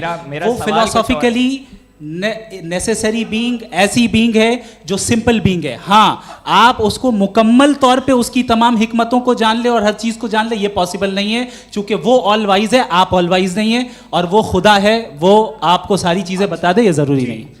मेरा सवाल ये नहीं था, मेरा सवाल ये था कि जब गॉड इतना परे है इस दुनिया से कि उसने अर्थ पे फ्री विल भी दी है, हम सब ह्यूमंस की फ्री विल है, और जो सोसाइटी में हो रहा है वो अपन लोग डिसाइड करेंगे, तो अपन लोग डिसाइड नहीं करेंगे ना, अपन लोग डिसाइड नहीं करेंगे। गॉड जो है, गॉड ने वो उसकी जात, उसकी एग्जिस्टेंस टाइम एंड स्पेस से परे है, लेकिन वो हमारा टेस्ट ले रहा है और उसी गॉड ने हमें बताया कि तुम्हें क्या करना है क्या नहीं करना है, तो जाहिर है उस गॉड की बात सुनेंगे ना हम। जी, वो पीछे एक चश्मा लगाए जो मैम खड़ी हैं, उनको दीजिए। हाँ आप जी जी बिल्कुल आएंगे। देखिए मैं कोशिश कर रहा हूँ सब तरफ जाने की। हाँ उनको दीजिए माइक। जी हेलो सर, मैं ओमनी प्रेजेंट नहीं हूँ, टाइम पाबंद हूँ और जहाँ तक कोशिश कर सकता हूँ करूँगा। जी अपना नाम बताइए। मेरा नाम उर्सुला है, मैं दिल्ली यूनिवर्सिटी की एक स्टूडेंट हूँ और मैं स्टूडेंट फेडरेशन ऑफ इंडिया से हूँ। मेरा सवाल मुफ्ती जी से है कि इस हॉल के इस कमरे में बैठ के हम लोग रेप की मोरालिटी के बारे में फिलोसफिकली बात तो कर सकते हैं, बट असलियत ये है कि रोज़मर्रा की ज़िंदगी में औरतें रेप के थ्रू गुजरती हैं, और हम लोग सिर्फ नंबर्स पे इस तरह नहीं देख सकते, क्योंकि कितनी औरतें हैं इन कंट्रीज़ में जहाँ पे आप बता रहे हैं कि केसेस कम हैं, जिनका एक्सेस है कि वो जाके केस फाइल कर सकें। कितनी औरतें हैं जो जिनको काम करने की आज़ादी है उन कंट्रीज़ में। यूरोप में ये आज़ादी आ गई, यूरोप में ये रूल्स आ गए, तो हम आज उसके बारे में बात कर पा रहे हैं। जी जवाब। आपने ये कहा कि कमरे में बंद होकर हम लोग इस पर फिलोसफिकली बात कर सकते हैं, लेकिन हकीकत में क्या हो रहा है, वो ग्राउंड लेवल पे क्या हो रहा है जो बहुत गलत हो रहा है, और वो सफ़र कर रही हैं। आई एग्री, बहुत गलत हो रहा है, और जो गलत हो रहा है उसको हमें रोकना है। और क्यों रोकना है, वो गलत क्यों है, हमारे पास इसका ऑब्जेक्टिव फाउंडेशन है, इनके पास उसका ऑब्जेक्टिव फाउंडेशन नहीं है। मैं ये कहना चाह रहा हूँ कि जहाँ पे भी जुल्म हो रहा है, जहाँ पे भी औरत पे जुल्म हो रहा है, या उसकी इज्जत लूटी जा रही है, या उसे तकलीफ पहुँचाई जा रही है, और सिर्फ औरत नहीं, किसी इंसान के ऊपर भी जुल्म हो रहा है, तो उसके खिलाफ खड़ा होना, ये मॉरलिटी हमारे पास गॉड के पास से आई है। वरना जावेद साहब तो कह रहे हैं कि जो है मेजॉरिटी डिसाइड करेगी, तो मेजॉरिटी तो कभी भी बदल सकती है। क्या आप नातू? हाँ। ये थोड़ी सी आपको गलतफहमी है। मैं अगर मेरे जुमले से ये मदनत निकला या मैंने कहा, तो ये जुमला मैं वापस लेता हूँ। ये मेरा मतलब ही नहीं था कि मेजॉरिटी डिसाइड करेगी। मेजॉरिटी डिसाइड करे तो दुनिया में बड़ी, वैसे आपने कहा था ये जुमला। अच्छा हो सकता है, मैं मान रहा हूँ, बाद में रिकैप कर लेंगे। अरे एक सेकंड, मैं अपनी एक्सप्लेनेशन देता हूँ। मुनासिब बात यह है कि हम सब के सब दिल में जानते हैं कि क्या अच्छा है क्या बुरा है, हमें पता है अच्छी तरह से। जो लोग बुरे काम करते हैं उन्हें भी मालूम अच्छा क्या है। यही तो सवाल था हजरत कि फिर ये मोरालिटी आई कहाँ से? Cross examination. हाँ जी हाँ। मोरालिटी साथ रहने की डिजायर से आई है। यानी साथ रहकर जो कुछ कह दे जो कुछ कर दे वो हो जाएगा? नहीं तो आप कायदे से रह ही कर सकते हैं जब तक लोगों में मोरालिटी हो, वरना क्यास हो जाएगा। ये आपको कैसे पता? जी हमने देखा ना जहाँ मोरालिटी का क्यास हो गया, हम देखते हैं। कहाँ पे देखते भाई हैं? दुनिया में आप जो ये- कह रहे हैं आप ये- अभी कहीं मैं पे आप अगर लोगों गलत को हो रहा है इस बहस तो के उसको बाद आप मैं गलत लोगों देखिए। को आप सर मुफ्ती आप साहब, मैं- एपिस्टेमोलॉजी की मुफ्ती बात कर रहे हैं, मैं ऑन्टोलॉजी की बात मुफ्ती कर रहा साहब, हूँ। मैं इस बहस के फाउंडेशन बाद आप क्या है? दोनों लोगों को चाय पे फाउंडेशन होस्ट करूंगा, वहां पे क्रॉस एग्जामिनेशन कर लीजिएगा। अभी ऑडियंस का हक मार रहे हैं आप लोग भाई, सर जस्ट लोग हैं आप लोग। और ये भाई ये एक हाँ बच्चे उधर को- उधर आएंगे, उधर इनको आएंगे। भी। जी सर आएंगे आएंगे। अच्छा सर मेरा नाम लईकुर रहमान है और मैं अलीगढ़ मुस्लिम यूनिवर्सिटी का स्टूडेंट हूँ। और जहाँ तक मुझे पता है कि sir you are also product of Aligarh Muslim university. मैं भी उसी चमन का बुलबुल। हाँ सर, तो बहुत खुशी हुई मुझे जान करके कि मैं आपसे मिलूँगा। सवाल सर मेरा सवाल यह है, सर सैयद अलैहि रहमा का नज़रिया ये था कि खुदा के वजूद को अक़ल के दायरे में रह कर के तलाश करना, न कि पूरी तौर से उसका इनकार कर देना। Sir how will you define it? नहीं तो ये तो आप इन्हें बताइए। ये सर, अक़ल सवाल में रह आपसे। के खुदा का वजूद साबित कर रहे हैं। तो सर आपने इनकार कर रखा है, इस वजह से मेरा क्वेश्चन उन्होंने यही सर से एक सेकंड सर सैयद ने यही कहा ना कि अक़ल से आप खुदा के वजूद को साबित नहीं कर सकते, यही कहा ना भाई। वो उन्होंने कहा कर सकते हैं और वो कर दिया गया आज। वो फोन दो। तलाश करना या साबित करना अक़ल से अक़ल से नहीं हो सर अरे सवाल तो सुन लीजिए जी। अक़ल से नहीं हो सकता है, यही कहा ना आपने। अकल से हो सकता है। अरे वो यही कह रहे हैं भाई, आप बता रहे हो सकता है, वो तो कुछ और। आप अगर सर देखो नौजवान फोन ले लो, वो इतनी कमाल की यूनिवर्सिटी है। अरे भाई दे दो मेरी ना बात जरा तो- एक मिनट, अरे दे दो मेरे भाई माइक। मेरी बात सुनो, नहीं, माइक मैं पे समझ- बोलो ताकि जो लाखों लोग देख रहे हैं माइक दे दो ना। अरे देंगे ना माइक, तुम ठहरो तो। हाँ सर मेरा सवाल ये था कि सर सैयद अलैहि रहमा का एक नज़रिया था अपना कि खुदा का जो वजूद है उसको अक़ल के दायरे में रह कर के तलाश करना है, न कि पूरे तौर से इनकार कर देना है। ये उनका कॉन्सेप्ट था। लेकिन मेरा सवाल ये है कि आप इसको कैसे डिफाइन करते हैं, एक्सप्लेन कैसे करेंगे, मैं आपसे जानना चाहता हूँ, क्योंकि you are the product of Aligarh Muslim university. मुझे अक़ल के दायरे में रख के मैंने बहुत तलाश की, मुझे मिला नहीं। हाँ ये इधर उधर वो चश्मा लगाए जो, हाँ उनको दे दीजिए। जी जी फटाफट पूछिए, बस 5 मिनट है, 5 मिनट में खत्म हो रहा है। हाँ अस्सलाम वालेकुम मुफ्ती साहब। एंड मेरा सवाल जावेद अख्तर साहब से। क्या नाम है आपका? अरे भैया सब मुझे जब पूछ रहे हो। फैज पूछिए फैज साहब। तो मेरा सवाल ये है कि अभी जो एथियस्ट है वो problem of evil argument use कर रहे हैं अगेंस्ट मुस्लिम्स, राइट? कि इस दुनिया में इतना सारा ईविल है और अगेंस्ट मुस्लिम तो यहाँ अगेंस्ट थियस्ट। हाँ थोड़ा सा करेक्ट कर लीजिए भाई। पूरी मशक्कत ही इसी बात की थी कि किसी एक मजहब पे बात ना टिके।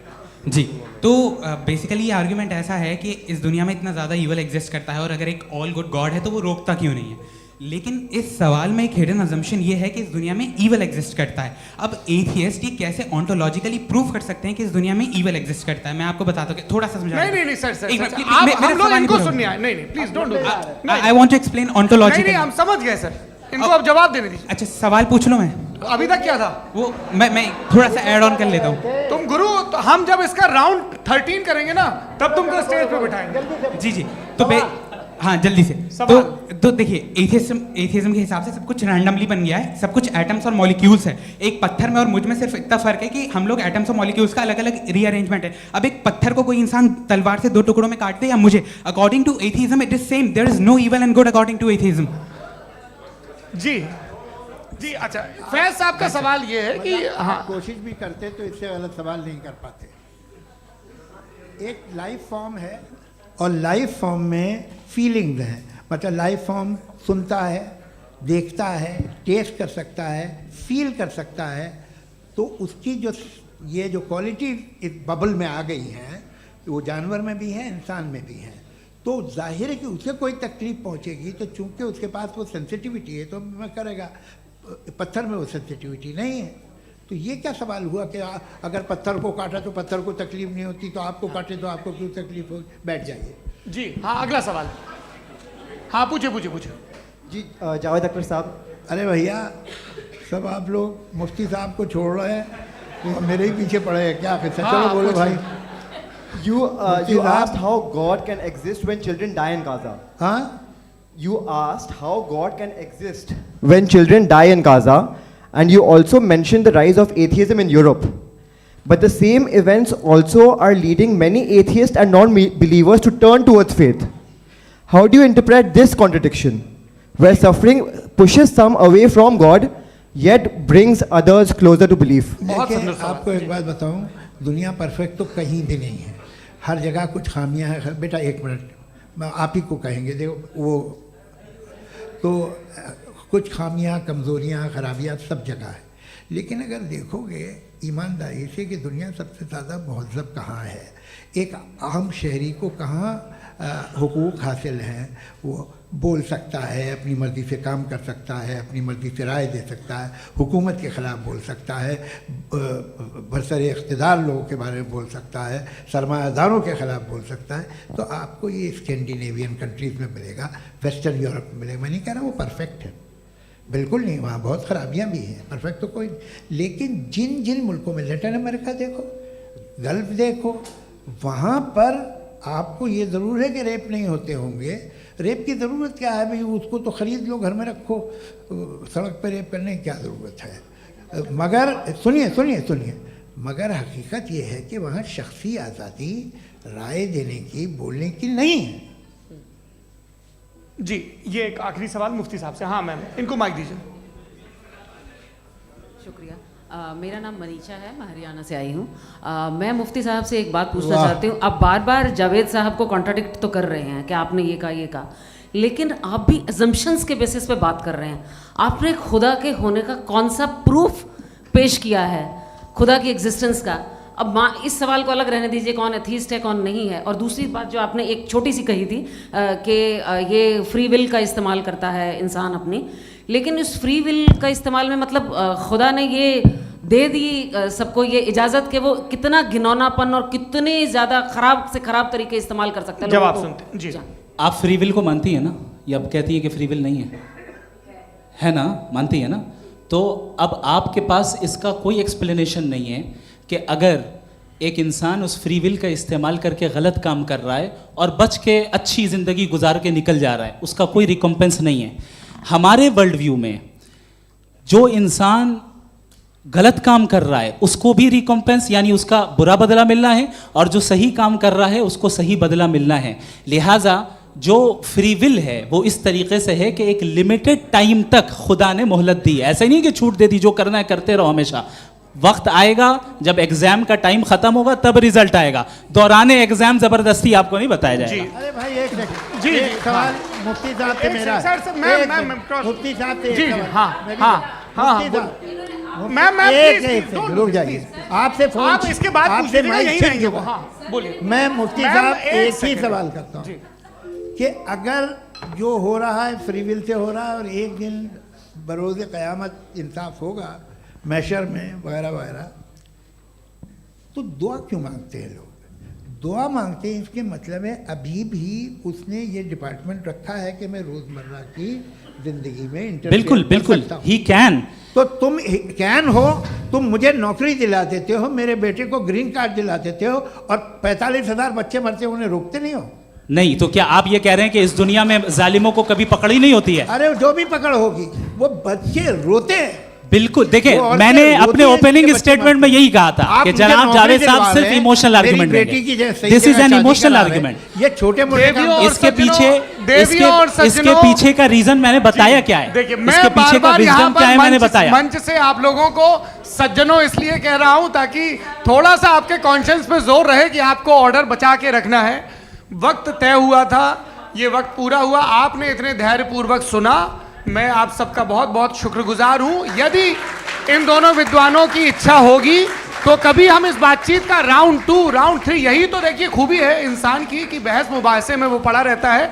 आप लोगों ने बड़े धैर्य का परिचय दिया, बहुत बहुत शुक्रिया। इसी के साथ ये बातचीत यहाँ पे समाप्त होती है। मैं एक बात बता दूं, ये सारी बहस हो गई, अब मुफ्ती साहब और बड़े मुफ्ती साहब इन साथ के साथ मैं खाना खाने वाला हूँ।